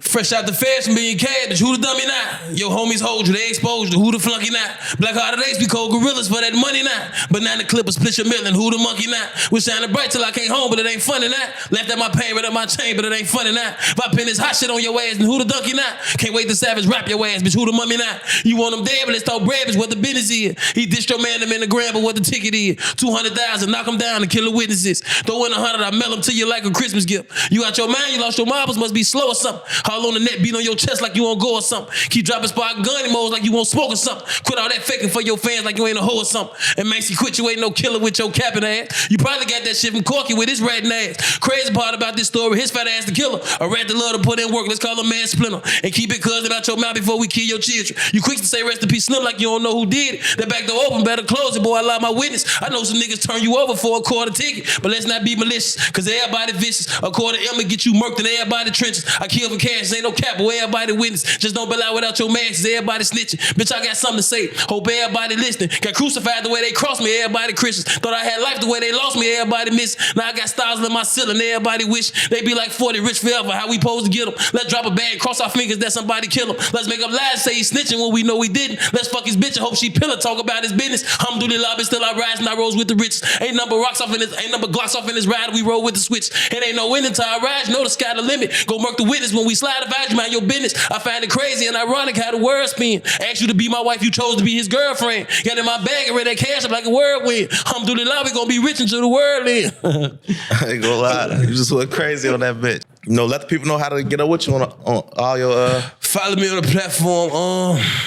My Instagram, 40cal_DA_Don. Get up with me on the book, Rakib the General, RAQIB_DA_General. Buddha telling people how to get up with you, fuck. Forever Dot Cha Cha, man. Only on Instagram. And y'all got a lot of music to be expecting from us. It got a whole lot of shit. Like, I'm finna release everybody up under me. You know, I got some artists up under me too. Yeah, I was just finna ask, do you right? Then everybody rap. Yeah. I don't know if you want to hop on that 16 for 16. You want to take them out there, shorty? You want to give them people something? Yeah, I'm on it. Gotcha. You don't want to give him that right now, shorty? He ain't on the spot. He wasn't prepared. But we got a whole lot of shit coming. You know what I'm saying? I got another artist. You know, her name Nia. You know what I'm saying? Be looking out for her. She on her way out here. I got an artist named Cowboy on his way out here. You see what I'm saying? C-O-W, not C-A-L. Oh, yeah. You see what I'm saying? You feel me? He on his way. White boy, know how to rap. Be looking for him. He the thing. You know, I wouldn't go get I wouldn't even play like that. You see what I'm saying? Not put my name on it. I wouldn't play like that if he wasn't who he supposed to be. Yeah. He everything he supposed to be. So look for that. Yeah, like I told y'all, my app name is Pole Control. So when y'all see that, y'all know that's my app. You see what I'm saying? It's called Pole Control. And Are we ordering strippers or something, man? What's good? So that's what I say. So we go listen. We go get them. Uber Eats with the real eats. We go get them. Shorty. You know a little something though. But we go get them. Before we close out, let everybody know who got out with you for the interview. Man, you already know my boy 16 shot to get at him. For no love. Shit. Hey, shout out to everybody that's tuned into this video, man. I appreciate all y'all. If y'all want to show y'all appreciation back, just hit that like button for me, man. And follow all my social medias at 16 shot on Visualz with a Z. Last but not least, though, check out my merch, man. Check out the merch below in the merch shelf. If y'all see something y'all like, man, y'all want to support, cop a little something, gang.